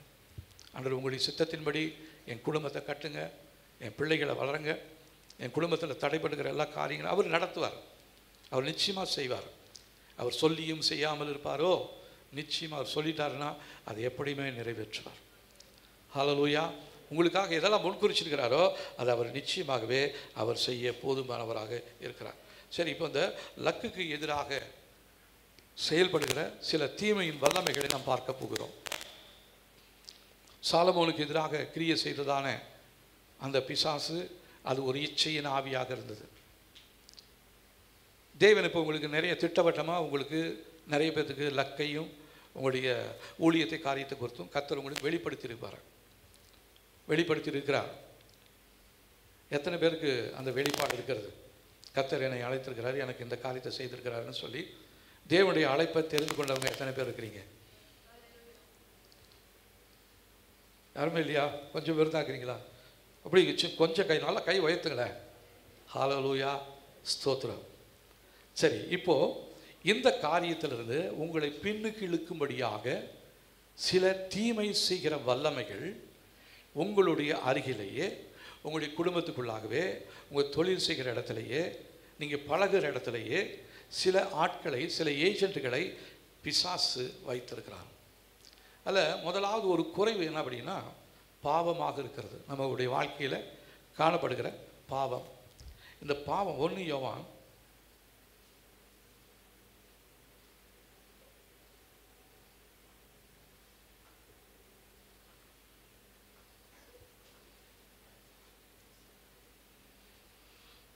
3ஆம் அதிகாரம்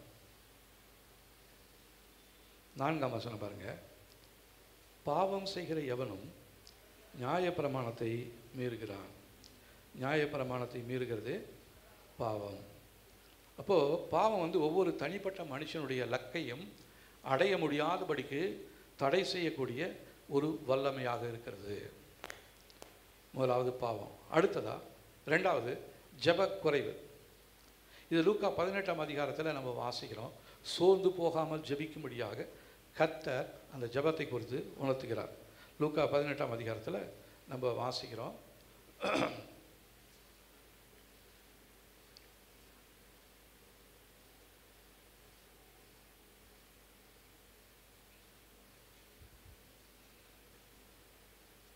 முதலாம் வசனம், சோர்ந்து போகாமல் எப்பொழுதும் ஜெபம் பண்ண வேண்டும் என்பதை குறித்து அவர்களுக்கு அவர் ஒரு உவமையை சொன்னார். அப்போ சோர்ந்து போகாமல் ஜெபிக்கணும். ஜெபத்தில் ஒரு சோர்வு வந்துருச்சு. இன்றைக்கி நிறைய பேருடைய வாழ்க்கையில் என்னால் ஜெபிக்கவே முடியல அப்படின்றாங்க. ஏன் ஜெபிக்க முடியல அப்படின்னா, சோர்வு அவர்களுக்குள்ளாக வந்து அவருடைய ஜெபத்தை தடை பண்ணி வைத்து கொண்டே இருக்கிறது. இது உங்களுடைய ஜெபத்தை மாத்திரம் தடை பண்ணல, கர்த்தருடைய வருகையில் நீங்கள் போகிறதையும் இந்த சோர்வு தடை பண்ணிடும். அதனால் ஒரு பயத்தோடு நம்ம தேவ சமூகத்தில் ஜெபிக்கும்படியாக நம்ம அர்ப்பணிக்க வேண்டும். சோர்வுன்னு எவ்வளோ நாளைக்கு இதையே சொல்லிக்கிட்டே இருக்கிறது. எனக்கு சோர்வு வந்துருச்சுங்க, ஜெபிக்க முடியலன்னு. சோர்வு என்றைக்கு தான் நீக்கும்? சோர்வை யார் கொடுத்தது? பிசாசு தான் கொடுத்தான். அப்போ பிசாசுக்கு எதிர்த்து நில்லுங்கள்னு சொல்லியிருக்குது. இப்போ சோர்வை கொடுக்குற பொல்லாத ஆவியே, இயேசுவின் நாமத்தில் என்னுடைய வாழ்க்கை விட்டு நீ வெளியே போ. நான் சோர்வு இல்லாமல் ஜெபிக்கணும்னு சொல்லி தேவ சமூகத்தில் நாம் ஜெபிக்க வேண்டியது மிகவும் அவசியமாக இருக்கிறது. இயேசு கிறிஸ்து கூட பார்த்தீங்கன்னா லூக்கா எழுதின சுவிசேஷம்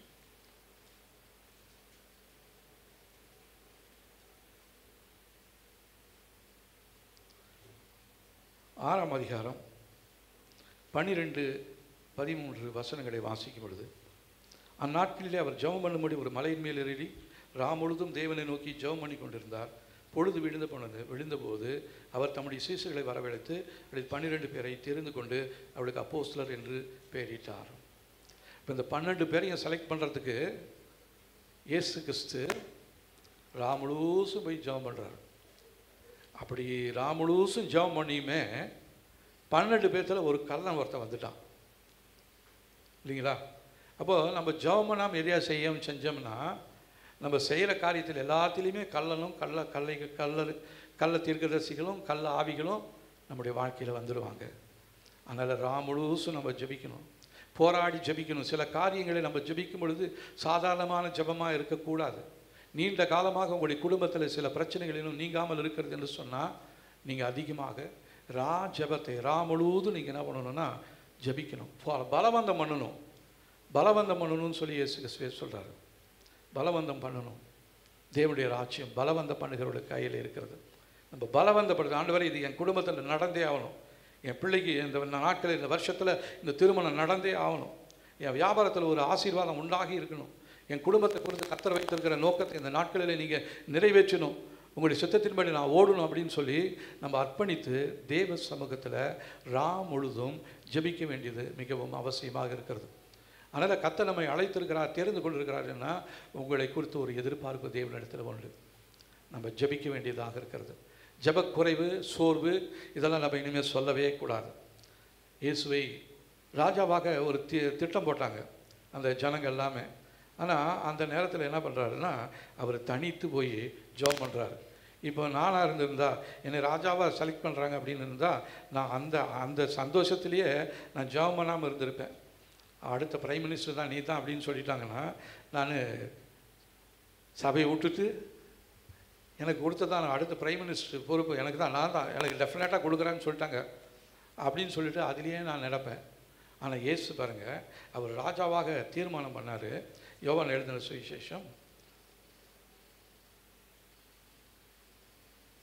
6ஆம் அதிகாரம்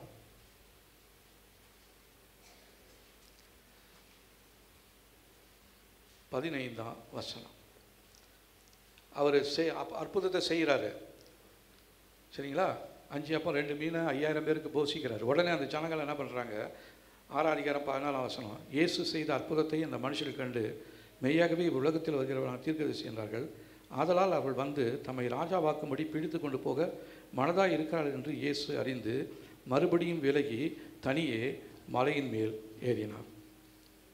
வேலை உங்களுக்கு இப்படி ஒரு கோல்டன் ஆப்பர்ச்சுனிட்டி ஒன்று கிடைக்குதுன்னு வச்சிங்க. நீங்கள் என்ன பண்ணியிருப்பீங்க? நீங்கள் வேலைக்கா போவீங்க, மலைக்கா போவீங்க, ஜெர்மனுவா போவீங்க? அதே கற்பனையிலேயே அது நடக்குதோ நடக்கலையோ, நான் தான் அடுத்த பிரைம் மினிஸ்டர், நான் தான் அடுத்த சிஎம். சிஎம்லாம் வேணாம், ஒரு கவுன்சிலருக்கு நீங்கள் தான் அப்படின்னு சொல்லிட்டா நம்மளால் கைப்பிடிக்கவே முடியாது. அதிலேயே கற்பனையிலேயே இருப்போம். ஆனால் இயேசுவை பிடிச்சு ராஜாவாக்கணும்னு சொல்லி ஜனங்களாம் தீர்மானம் பண்ணாங்களாம். ஆனால் அவர் என்ன பண்ணார்? விலகி போய் தனித்து ஜெபம் பண்ணார். அப்போ என்ன தான் உலகத்தின் ஆசீர்வாதங்கள் அது வருது இது வருதுன்னு சொன்னாலும் நம்முடைய ஜெப நேரத்தை மாத்திரம் காம்ப்ரமைஸ் பண்ணவே கூடாது. ஹல்லேலூயா. இது இருக்குது, இதை பண்ணணும், இதை பண்ண இன்னும் நல்லா இருக்கும் அப்படின்னு நீங்கள் நினைக்கிறீங்க, நல்லது தான். ஆனால் ஜெப நேரத்தை நீங்கள் அசட்டை பண்ணிடாதீங்க, காம்ப்ரமைஸ் பண்ணிடாதீங்க. உங்களுடைய வருகிறதான லாபம் எத்தனை கோடியாக இருந்தாலும் சரி, அதெல்லாம் தள்ளி வச்சுடுங்க. ஜெப நேரம் ஜெபத்துக்கு தான். என் ஆண்டவரை பார்க்க போகிறேன், அவருக்கு எனக்கு இருக்கிற பர்சனல் ரிலேஷன்ஷிப் அதுதான். நான் அவரோட பேச போகிறேன், அவர் என்னோட பேச போகிறார். நிறைய பேர் நம்ம மாத்திரம் தான் பேசிகிட்டு இருக்கிறோம், அவர் பேசுகிறது இடம் கொடுக்குறதே இல்லை. ஆனால் தான் தேவனுடைய வார்த்தையை கேட்க முடியல. ஆனால் கேட்க முடியாமல் யாராவது ஒருத்தர் தீர்க்கதரிசனம் சொல்லுவாங்களா அப்படின்னு சொல்லி ஒவ்வொருத்தருட்டையாக போய் தலை கொடுத்துக்கிட்டு லெட்டர் போட்டுக்கிட்டு ஃபோன் பண்ணிக்கிட்டு நம்ம காத்துட்டு இருக்கிறோம். கர்த்தர் உங்களோடையே பேசுவார். உங்கள் ஜெப நேரத்தை நீங்கள் அதிகப்படுத்தி அவருடைய சமூகத்தில் நீங்கள் காத்திருக்கும் பொழுது கர்த்தர் நம்ம ஒவ்வொருவரோடும் பேசுவார். நம்ம ஒருவரும் அவருக்கு தூரமானவர்கள் அல்லவே அல்ல. தேவனை இவ்வளவு சமீபமாய் பெற்றதான ஜனமும் ஜாதியும் இந்த பூமியில் நம்மை போல வேறு யாரும் இல்லைங்க. இயேசுவேன்ட்டு அவர் வந்துடுறாரு. ஆனால் நான் எத்தனை நேரம் இயேசுவே இயேசுவேன்னு கத்திக்கிட்டே இருக்கிறேன், ஒரு சிம்டமும் காணலையே, ஒன்றுமே பார்க்கலையே நீங்கள் நினைக்கலாம். உங்கள் கண் அடைக்கப்பட்டிருக்கிறது. நீங்கள் கூப்பிடுற சத்தத்தை கேட்டுட்டு உங்கள் பக்கத்தில் வருவார். என்ன வேணும் மகனே, என்ன வேணும் அப்படின்னு கேட்பார். அவருடைய சித்தத்தின்படி கேட்கும்பொழுது உடனே செய்வார். அவருடைய சித்தமில்லாத காரியங்களை செய்து கேட்டால் அவர் நிச்சயமாக தரவே மாட்டார். எத்தனையோ வருஷமாக ஜெபம் பண்ணிக்கிட்டு இருக்கிறான், அவருடைய சித்தம் இல்லாமல் ஜெபம் பண்ணலாம். இல்லைன்னா அவருக்கு பரிசுத்தம் இல்லாத ஒரு காரியத்தில் அசுத்தத்தோடு போய் அவரோட இடத்துல போய் ஜெபம் பண்ணிக்கிட்டு இருந்தோம்னா நிச்சயமாக தேவன் நம்மளோட பேசவே மாட்டார். தேவ சமூகத்தில் நம்மை அர்ப்பணிக்க வேண்டியது மிகவும் அவசியமாக இருக்கிறது. அடுத்ததாக பெருமை. மூன்றாவது, நமக்கு ஒரு எதிரி இருக்கிறான், பெருமை. தேவனுக்கு விரோதமான இது. பெருமை உள்ளவருக்கு தேவன் எதிர்த்து நிற்கிறார். தாழ்மை உள்ளவருக்கு தேவன் கிருபையை அளிக்கிறார். ரோமருக்கு எழுதின நிருபம்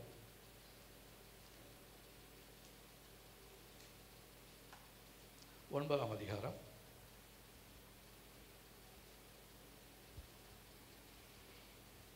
15-16 வசனங்களை வாசிக்கலாம். அவர் மோசையை நோக்கி, எவன் மேல் இரக்கமாயிருக்க சித்தமாயிருப்பேனோ அவன் மேல் இரக்கமாயிருப்பேன், எவன் மேல் உருக்கமாயிருக்க சித்தமாயிருப்பேனோ அவன் மேல் உருக்கமாயிருப்பேன் என்றார். ஆகையால் விரும்புகிறவனாலும் அல்ல, ஓடுகிறவனாலும் அல்ல, இறங்குகிற தேவனாலே ஆகும். அப்போ தேவனுடைய இரக்கத்துக்காக நம்ம காத்திருந்து ஜெபிக்கணும். அது வேணும் இது வேணும்னு கேட்காம, ஆண்டவர் உங்களுடைய இரக்கம் எனக்கு வேணும் ஆண்டவர், உங்களுடைய கிருபை எனக்கு வேணும் ஆண்டவரேன்னு கேட்டு நம்ம ஜெபிப்போம். கர்த்தர் நம்முடைய ஜெபத்தை கேட்டு ஆசீர்வாதங்களை கொடுக்க போகிறார். ஹல்லேலூயா. நமக்கு எதிராக நிறைய விரோதிகள் இருக்கிறாங்க. அடுத்ததாக இன்னொரு விரோதியை பார்க்கலாம் பாருங்க. விசுவாச குறைவு. விசுவாசம் இல்லாமல் தேவனுக்கு பிரியமாக இருப்பது கூடாத காரியம். அதனால் நான் விசுவாசிக்கிறேன்னு சொல்லிட்டு அவிசுவாசத்தோடு ஜெபம் பண்ணிக்கிட்டு இருந்தால் நம்முடைய வாழ்க்கையில் எல்லாம் கூடாததாக போய்விடும். அவரால் கூடாதது என்று சொல்லி எதுவுமே இல்லை. எபிரேயர் 4ஆம் அதிகாரம் 2ஆம் வசனத்தில் பாருங்கள். ஏனெனில் சுவிசேஷம் அவர்களுக்கு அறிவிக்கப்பட்டது போல நமக்கும் அறிவிக்கப்பட்டது.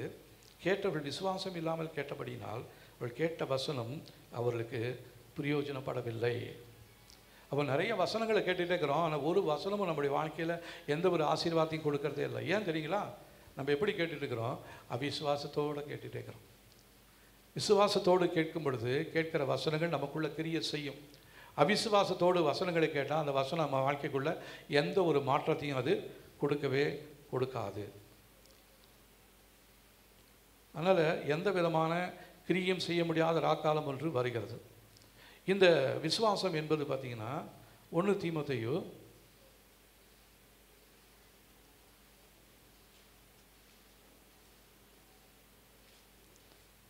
1ஆம் அதிகாரம் 19ஆம் வசனம் பாருங்க. இந்நல் மனசாட்சியை சிலர் தள்ளிவிட்டு விசுவாசமாகிய கப்பலை சேதப்படுத்துகிறார்கள். விசுவாசம் என்பது ஒரு கப்பல். அந்த கப்பல் கடலில் தான் போகும், அலையெல்லாம் வரும். ஆனால் அந்த அலை வந்தாலும் எனக்குள்ள இயேசு இருக்கிறாருன்ற அந்த தைரியத்தோடு இருந்தோம்னா நம்முடைய கப்பல் ஸ்டடியாக போயிட்டே இருக்கும். இல்லைன்னா அந்த ஆடுற ஆட்டத்திலேயே நாமளே கீழே விழுந்துடுவோம். கப்பல் கவிழ வேண்டிய அவசியம் இல்லை, நாமளே எகிரி கீழே விழுந்துடுவோம் நம்முடைய அவிசுவாசத்தின் நிமித்தமாக. அதனால் இந்த விசுவாசம் நமக்கு தேவைப்படுகிறதாக இருக்கிறது. அடுத்ததாக சோம்பேறித்தனம், வீணான உழைப்பு, எந்த பிரயோஜனம் இல்லாமல் உழைச்சிக்கிட்டே இருப்போம். ஆகவே இந்த 5 காரியங்களை நம் தேவ சமூகத்தில் அறிக்கை செய்ய போகிறோம். முதலாவது பாவம், ஜபக்குறைவு, பெருமை, விசுவாசக்குறைவு, சோம்பேறித்தனம். இந்த 5 காரியங்களும் நம்மை விட்டு அகற்றி போடும்படியாக தேவ சமூகத்தில் நீங்களும் நானும் ஜபிக்கணும். ஏன்னா தேவனுடைய முகத்தை தேடுவோம், விசுவாசத்திலே அவரை பார்ப்போம், அவரை பின் செல்வோம். அவர் தான் நம்மை உண்டாக்கினார். 139ஆம் சங்கீதம் 14 - 17 வசனங்களை வாசிக்கும் பொழுது அவர் தான் நம்மை உண்டாக்கினவர். தாயின் கருவில் நம்மை உண்டாக்கினவர் அவர் தான். உருவாக்கும் பொழுதே அவரை தெரிந்து கொண்டார். என்னை உருவாக்கி இருக்கிறார், என்னுடைய சரீரத்துக்கு இந்த உருவத்தை கொடுத்துருக்கிறார். நான் எங்கள் அம்மாவுடைய கர்ப்பத்திலேருந்து 7 மாதத்தில் நான் பிறந்தவன், சரிங்களா? அப்போது நான் பிறந்தப்போ ஒரு எலி மாதிரி தான் இருப்பேன். நான் என்னை தூக்க முடியாது. எங்கள் அம்மா சொல்லுவாங்க, அப்படியே ஒரு டவல் போட்டு தான் உன்னை உருட்டி தானே தூக்கிட்டு போவேன் அப்படின்வாங்க. ஆனால் அந்த மாதிரி இருந்ததான எனக்கு நல்ல ஒரு உருவத்தை கொடுத்துருக்கிறார் இன்றைக்கி. அது நான் சொல்லக்கூடாது நல்ல உருவம்னு, இல்லைங்களா? சரி, எனக்கு அப்போ ஒரு பெருமை தான். எங்கள் அம்மா வயிற்றில் 7 மாதத்தில் நான் பிறந்தாலும் கர்த்தர் எனக்கு ஏற்ற நேரத்தில் ஒரு உருவத்தை கொடுத்து இந்த ஊழியத்தில் அழைத்திருக்கிறார். நம்ம ஒவ்வொருவரையும் அவ்விதமாக தான் அழைத்திருக்கிறார். நீங்கள் எத்தனை மாதத்தில் பிறந்திருந்தாலும் சரி, கர்த்தர் உங்களை பெயர் சொல்லி அழைத்திருக்கிறாரு. உங்களை உருவாக்க பண்ணவே ஒரு நோக்கத்தோடு உருவாக்கியிருக்கிறாரு. அதனால் முடிவு பரியந்தம் அவருடைய கரத்தில் இருக்கும்படியாக நம்ம தாழ்த்துவோம். நம்முடைய அழைப்பையும் தெரிந்து கொள்வதை உறுதிப்படுத்திக் கொள்வோம். இதனால் இழந்து போனதான எல்லா சந்தோஷத்தையும் நாம் மீட்டுக்கொள்ள போகிறோம். ஹல்லேலூயா. இந்த அழைப்பையும் தெரிந்து கொள்வதில் இல்லாதனால தான் நம்ம நிறைய சந்தோஷத்தையும் சமாதானத்தையும் ஆசீர்வாதத்தையும் இழந்து போயிட்டோம். இனி அதை இழக்கக்கூடாது. இந்த மாதம் ஒரு ரெஸ்டரேஷன் மாதமாக இருக்கிறது. இழந்து போனதை, உடைந்து போனதை சீர்படுத்துகிறதான தேவன் நம்முடைய வாழ்க்கையில் எதெல்லாம் இழந்து போயிருக்கிறோமோ அது எல்லாத்தையும் நம்மளை தேடி வர செய்ய போகிறார். நீங்கள் அதை தேடி ஓடணும்னு இல்லை. நீங்கள் செய்ய வேண்டியது ஒன்று தான், ஜபத்தில் மாத்திரம் பண்ணிக்கிட்டே இருங்க. அவருடைய சித்தத்தை மாத்திரம் செய்ய உங்களை ஒப்பு கொடுங்க. உங்களை விட்டு விலகி போனதெல்லாம் உங்களை தேடி ஓடி வரும். ஹல்லேலூயா. இதற்காக நீங்கள் வேறு எந்த முயற்சியும் எடுக்க வேண்டிய அவசியம் இல்லை. தேவ சமூகத்தை நம்ம தாழ்த்தி ஒப்பு கொடுப்போம். கர்த்தர் நமக்கு போதுமானவராக இருக்கிறார். ஹல்லேலூயா. ஆனால் நம்ம இழந்து போனது எல்லாத்தையும் இந்த நாட்களிலே தேவ சமூகத்தில் நம்ம பெற்றுக்கொள்ளும்படியாக நாம் யாவரும் எழுந்து நிற்போம். கர்த்தருடைய சமூகத்தில் நம்ம அர்ப்பணிக்க போகிறோம். ஹல்லேலூயா. கர்த்தாவே, இந்த நாளிலே எங்களை அர்ப்பணிக்கிறோம். ஆண்டவரே, நீர் எங்களை குறித்து என்ன நோக்கம் வைத்திருக்கிறீரோ, எதற்காக எங்களை தெரிந்து கொண்டீரோ, அந்த நோக்கத்தை எங்களுடைய வாழ்க்கையில் நீங்கள் நிறைவேற்றும்படியாக நாங்கள் சொல்லி ஜெபிக்கிறோம். ஆண்டவரே, ஹல்லேலூயா. ஸ்தோத்திரம் ஆண்டவரே, ஸ்தோத்திரம் ஆண்டவரே, ஸ்தோத்திரம் ஸ்தோத்திரம். ஹல்லேலூயா, ஹல்லேலூயா, ஹல்லேலூயா. இழந்து போனது எல்லாத்தையும் நம்ம இப்போ மறுபடியும் பெற்றுக்கொள்ள போகிறோம். ஹல்லேலூயா. கர்த்தாவே, நாங்கள் இழந்து போன எல்லாத்தையும் மறுபடியும் பெற்றுக்கொள்ளும்படியாக நம்ம இடத்துல வந்திருக்கிறோம் ஆண்டவரே. ஆமென். ஹல்லேலூயா. ஸ்தோத்திரம் ஆண்டவரே, ஹல்லேலூயா. நன்றி ஆண்டவரே, நன்றி ஆண்டவரே, நன்றி ஆண்டவரே, நன்றி ஆண்டவரே. ஹல்லேலூயா. நன்றி நன்றி நன்றி. அன்றைக்கு 12 வருஷம் பெரும்பாடுள்ள ஸ்திரீ தன்னுடைய பணத்தையெல்லாம் செலவு பண்ணி அவள் காத்துக்கிட்டு இருந்ததான அந்த சுகம் பெற்றுக்கொள்ள முடியவே இல்லை. நம்பிக்கை இல்லாத நிலையில் அவர் இயேசுவை பற்றி தெரிந்து கொண்டு இயேசுவின் வஸ்திரத்தை ஓரத்தை பிடித்தாள், சுகத்தை பெற்றுக்கொண்டாள். அதே தேவன் தான் இந்த நாடில் ஒருவேளை உங்களுடைய பலவீனங்கள் இழந்து போயிருக்கலாம், சரீரத்தில் சுகத்தை இழந்து போயிருக்கலாம், குடும்பத்தில் ஒரு வேளை பலவீனப்பட்டவர்கள் இருக்கலாம். அந்த பலவீனத்தை குறித்து நீங்கள் பயப்படாதீங்க. இழந்து போனதான எல்லா பலனையும் நீங்கள் பெற்றுக்கொள்ள உங்களுக்கு கொடுக்க ஆண்டவர் வல்லமை உள்ளவராக இருக்கிறார். ஹல்லேலூயா. ஸ்தோத்திரம் ஆண்டவரே, நன்றி சொல்கிறோம், நன்றி சொல்கிறோம் ஆண்டவரே. ஹல்லேலூயா. நன்றி நன்றி நன்றி நன்றி இயேசுவே. நன்றி நன்றி நன்றி நன்றி ஆண்டவரே, நன்றி நன்றி நன்றி இயேசுவே, நன்றி இயேசுவே. தானியேல் 4ஆம் அதிகாரம் 28ஆம் வசனத்திலிருந்து 37ஆம் வசனம் வரலும் வாசிக்கும் பொழுது அந்த ராஜா தன்னுடைய வல்லமையெல்லாம் இழந்து போயிடுறாரு. மனுஷரிடத்தில் தள்ளப்பட்டு போகிறார். ஒரு மிருகத்தை போல புல்லு தின்றாரு. அவருடைய ராஜ அந்தஸ்தெல்லாம் இழந்து போயிட்டாரு. ஆனாலும் கர்த்தர் அவரை சந்தித்து மறுபடியும் அவருடைய நல்ல புத்தி வந்த பின்னாடி அவர் இழந்து போனதான அந்த ராஜரீகத்தை அவர் மறுபடியும் பெற்றுக்கொள்ளார். தேவன் அவருக்கு கிருபை செய்தது போல ஒருவேளை உங்களை விட்டு நீங்கள் இழந்து போன ராஜரீக அபிஷேகம், ராஜரீக தன்மைகள் நீங்கள் இழந்து போயிருக்கலாம். அது எல்லாத்தையும் மறுபடியும் உங்களை கொடுப்பதற்கு தேவன் போதுமானவராக இருக்கிறார். ஹல்லேலூயா. ஜோயல் 2ஆம் அதிகாரம் 25லிருந்து 27 வசனங்களை வாசிக்கும் பொழுது அங்கே வெட்டுக்கிளிகள், முசுக்கட்டை பூச்சிகள் இதெல்லாம் பட்சித்ததான வருஷங்களை இரட்டத்தனையாய் உங்களுக்கு திரும்ப கொடுத்தது போல உங்களுடைய வாழ்க்கையில் தேவன் நீங்கள் இழந்து போன எல்லாவற்றையும் மறுபடியும் கொடுக்க அவர் வல்லமை உள்ளவராக இருக்கிறார். ஹல்லேலூயா, ஹல்லேலூயா, ஹல்லேலூயா. ஸ்தோத்திரம், ஸ்தோத்திரம், ஸ்தோத்திரம், ஸ்தோத்திரம். தேவ சமூகத்தில் நம்ம அறிக்கை செய்ய போகிறோம்.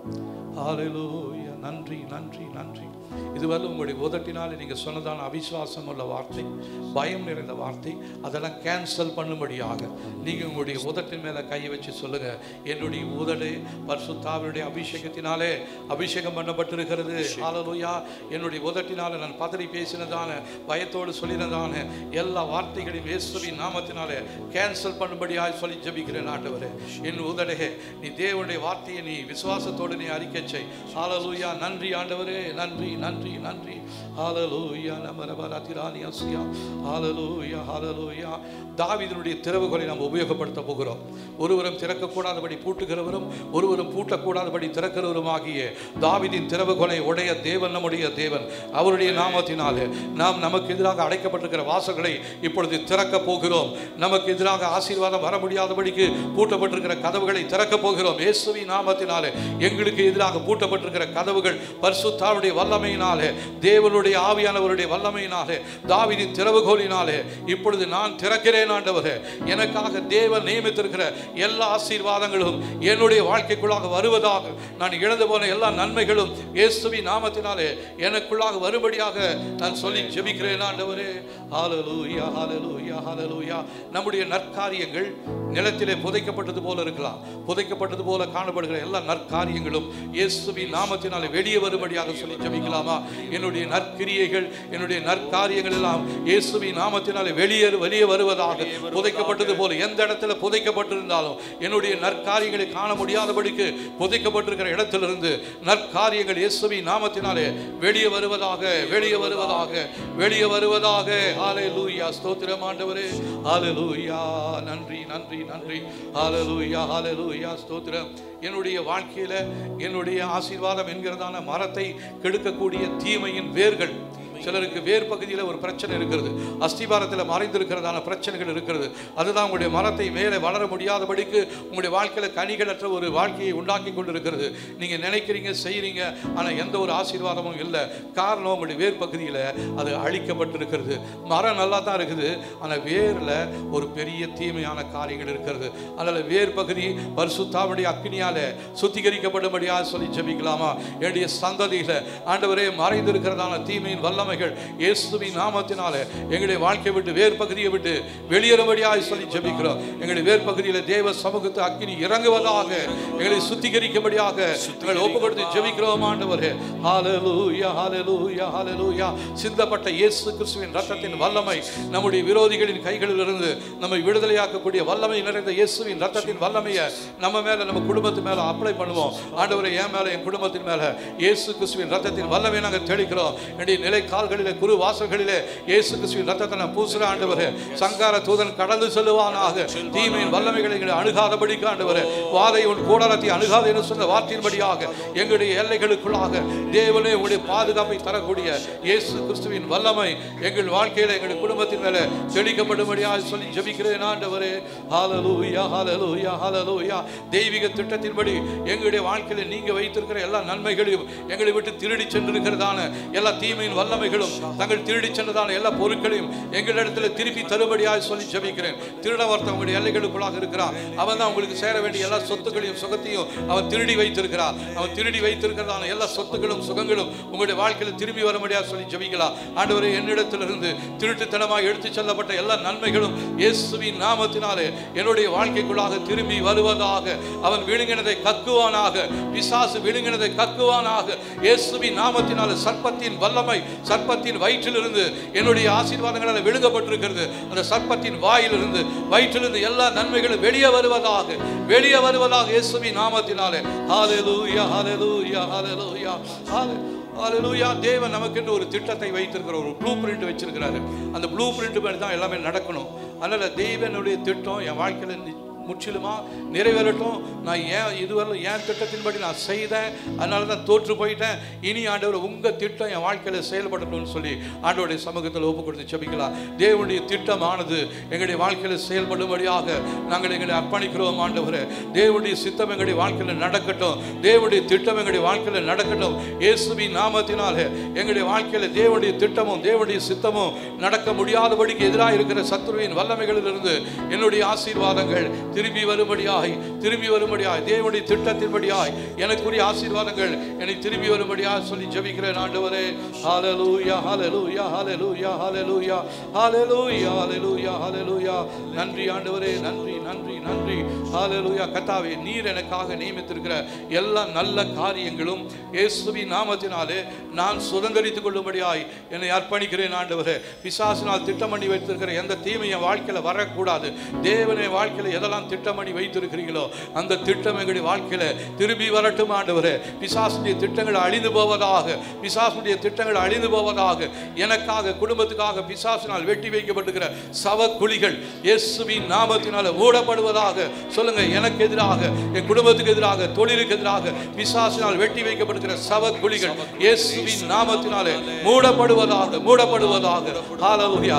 எனக்கென்று, என் குடும்பத்துக்கென்று பிசாசினால் செய்து வைக்கப்பட்டிருக்கிற சவ பெட்டிகள் பரிசுத்த ஆவியுடைய அக்கினியாலே எரிந்து சாம்பலாய் போவதாக. சொல்லுங்க, ஹல்லேலூயா. எனக்கு எதிராக, குடும்பத்துக்கு எதிராக பிசாசினால் செய்து வைக்கப்பட்டிருக்கிற சவ பெட்டிகள் இயேசுவே பரிசுத்த ஆவியுடைய அக்கினியாலே எரிந்து சாம்பலாய் போகும்படியாக சொல்லி ஜெபிக்கிறோம். எங்களுக்காக, குடும்பத்துக்காக ஆண்டவரே, நீர் வைத்திருக்கிற உம்முடைய இருதயத்தில் இருக்கிற எண்ணங்கள், யோசனைகள், பரலோகத்தில் எங்களை குறித்து வைத்திருக்கிற திட்டங்கள் இயேசுவின் நாமத்தினாலே எங்களுடைய வாழ்க்கையில அது அப்படியே நடக்கும்படியாக சொல்லி ஜெபிக்கிறோம். ஆண்டவரே, ஹல்லேலூயா, ஹல்லேலூயா, ஹல்லேலூயா. ஆமென். ஆண்டவரே, எங்களுடைய சொத்துக்களை, எங்களுடைய குடும்பத்தை, எங்களுடைய தொழிலை, ஹல்லேலூயா, எங்களுடைய உடைமைகளை ஆண்டவரே கெடுக்கும்படியாக ஆயுதம் பண்ணப்பட்டிருக்கிற தீமையின் கொம்புகள் இயேசுவின் நாமத்தினாலே முறிக்கப்படுவதாக. தீமையின் கொம்புகளினால் அழிக்கப்படும்படியாக நமக்கு எதிராக பிசாசு தன்னுடைய கொம்புகளை ஆயத்தப்படுத்தி சீவி வைத்திருக்கிறார். அது நம்முடைய குடும்பத்தை அழிக்கும்படியாக, நம்முடைய எல்லைகளில் சாபத்தை கொடுக்கும்படியாக, நம்முடைய சொத்தை அழிக்கும்படியாக பிசாசுடைய தீமையின் கொம்புகள் இயேசுவின் நாமத்தினாலே வெட்டப்படுவதாக, வெட்டப்படுவதாக. அது எங்கள் எல்லைகளுக்குள்ள காணப்படக்கூடாது. ஆண்டவரே, தீமையின் அந்த கொம்புகள் இயேசுவின் நாமத்தினாலே எரிந்து சாம்பலாய் போகும்படியாக சொல்லி ஜெபிக்கிறோம். ஆண்டவரே, ஹல்லேலூயா. எங்களுடைய வெற்றி பெறுகிற இடத்துல தோல்வியை வைத்துக் கொண்டு எங்களுடைய எல்லைகளில் காத்துக் கொண்டிருக்கிற தீமையின் வல்லமைகள் இயேசுவின் நாமத்தினால் தன்னுடைய தோல்வியை எடுத்துக்கொண்டு ஓடுவதாக.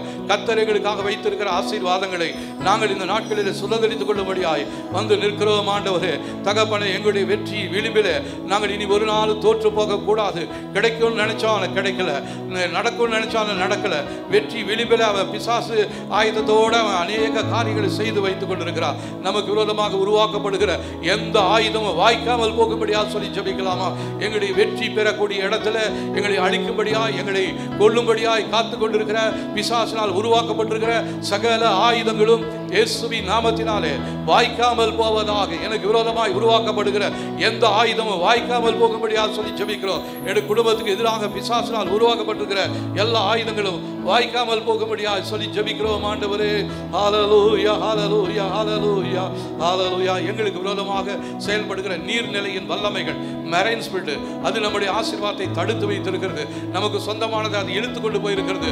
ஆகவே அந்த தண்ணீரில் முழுங்கி கொண்டு போயிருக்கிற எல்லா நன்மைகளும் எல்லா ஆசீர்வாதங்களும் இயேசுவின் நாமத்தில் எங்களுடைய வாழ்க்கையில் வர வேண்டும். எங்களுடைய வாழ்க்கையில் கிரியை செய்கிற மெரைன் ஸ்பிரிட்டை, நீர்நிலையின் ஆவிகளை இயேசுவின் நாமத்தில் உன்னுடைய கரங்களில் இருந்து என்னுடைய ஆசீர்வாதங்களை நான் பெற்றுக்கொள்ள முடியாது வந்து நிற்கிறேன். ஆண்டவரே, நீர் அவைகளை எங்களுக்கு திருப்பி கொடுக்க போதுமானவராக இருக்கிறீங்க. ஆண்டவரே, ஹல்லேலூயா, ஸ்தோத்திரம். எங்களுடைய தகப்பன் வீட்டிலிருந்து தொடர்ந்து வருகிற தீமையின் பலிபீடங்களிலிருந்து தொடர்ந்து வருகிற தீமையின் வல்லமைகள் இயேசுவின் நாமத்தினாலே உடைக்கப்படுவதாக. தீமையின் பலிபீடங்களிலே எங்களுக்கு சேர வேண்டிய எல்லா நன்மைகளும் ஆண்டவரே பிசாசு ஆண்டவரை பயன்படுத்தி ஆண்டவரை ஒரு பொருளாக வைத்திருக்கிறான், ஆண்டவரை ஒரு பலியாக வைத்திருக்கிறான். ஹல்லேலூயா, எங்களுக்குரிய நன்மைகள் தீமையின் பலிபீடங்களிலிருந்து விடுவிக்கப்படுவதாக.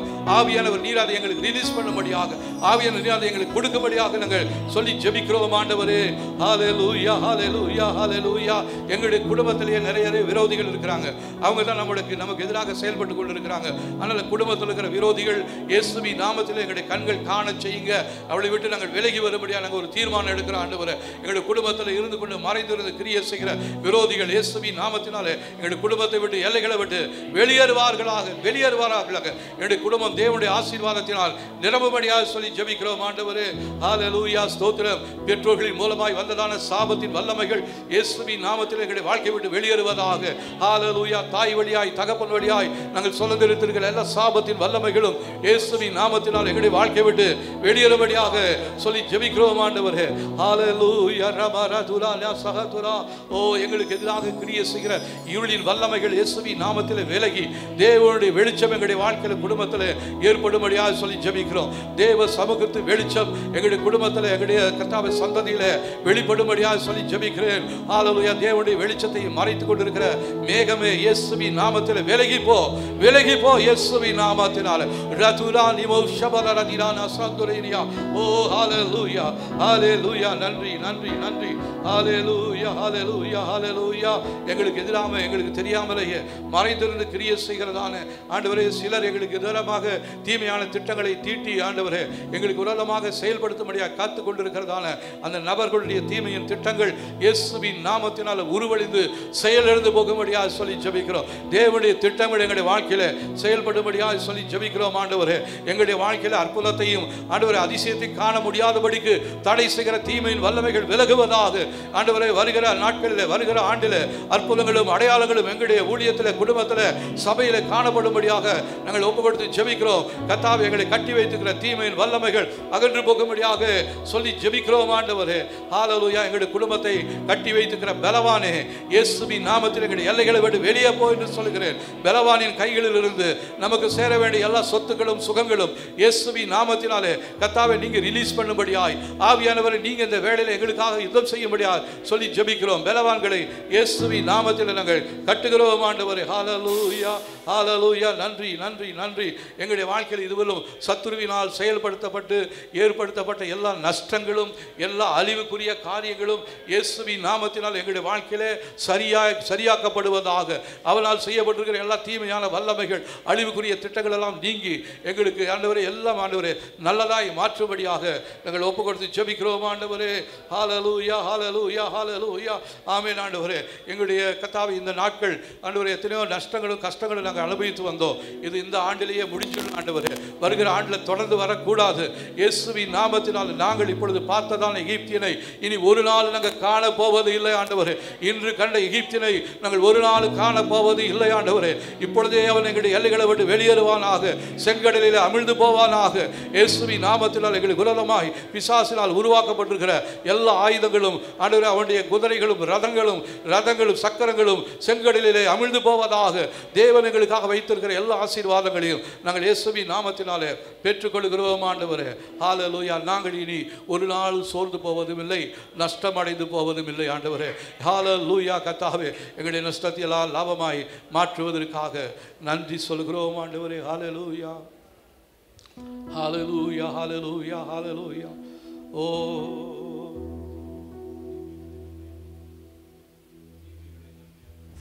ஹல்லேலூயா.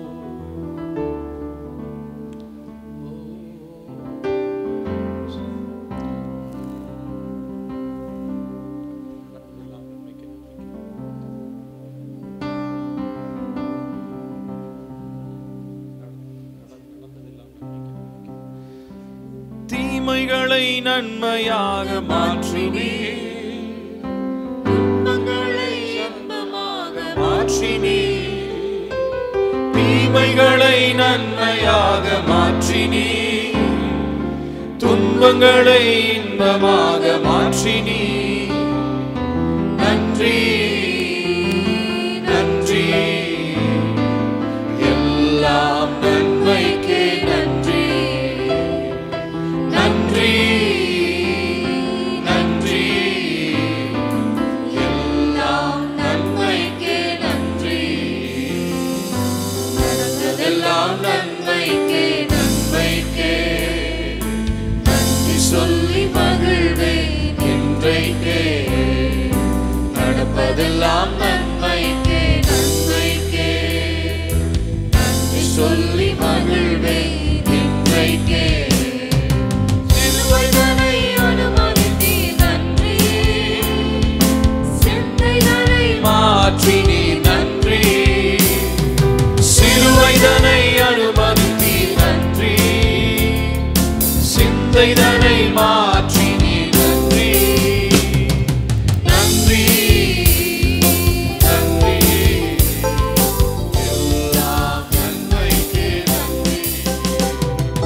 நன்றி நன்றி, எல்லாம் நன்மைக்கே நன்றி.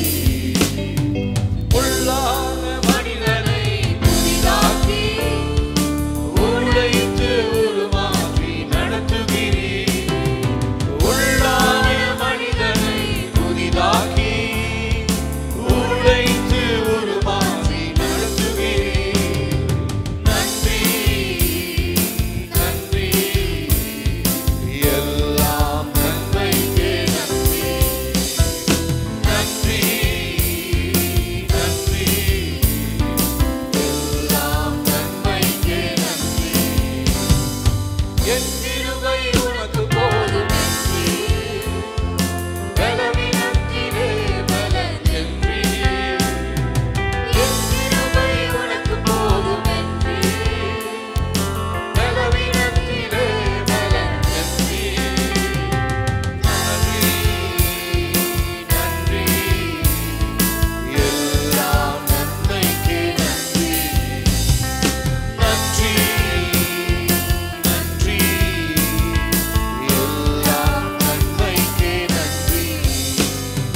தாங்கிடும் பலன் தந்தீர் நன்றி, தப்பிச் செல்ல வழி செய்தீர் நன்றி.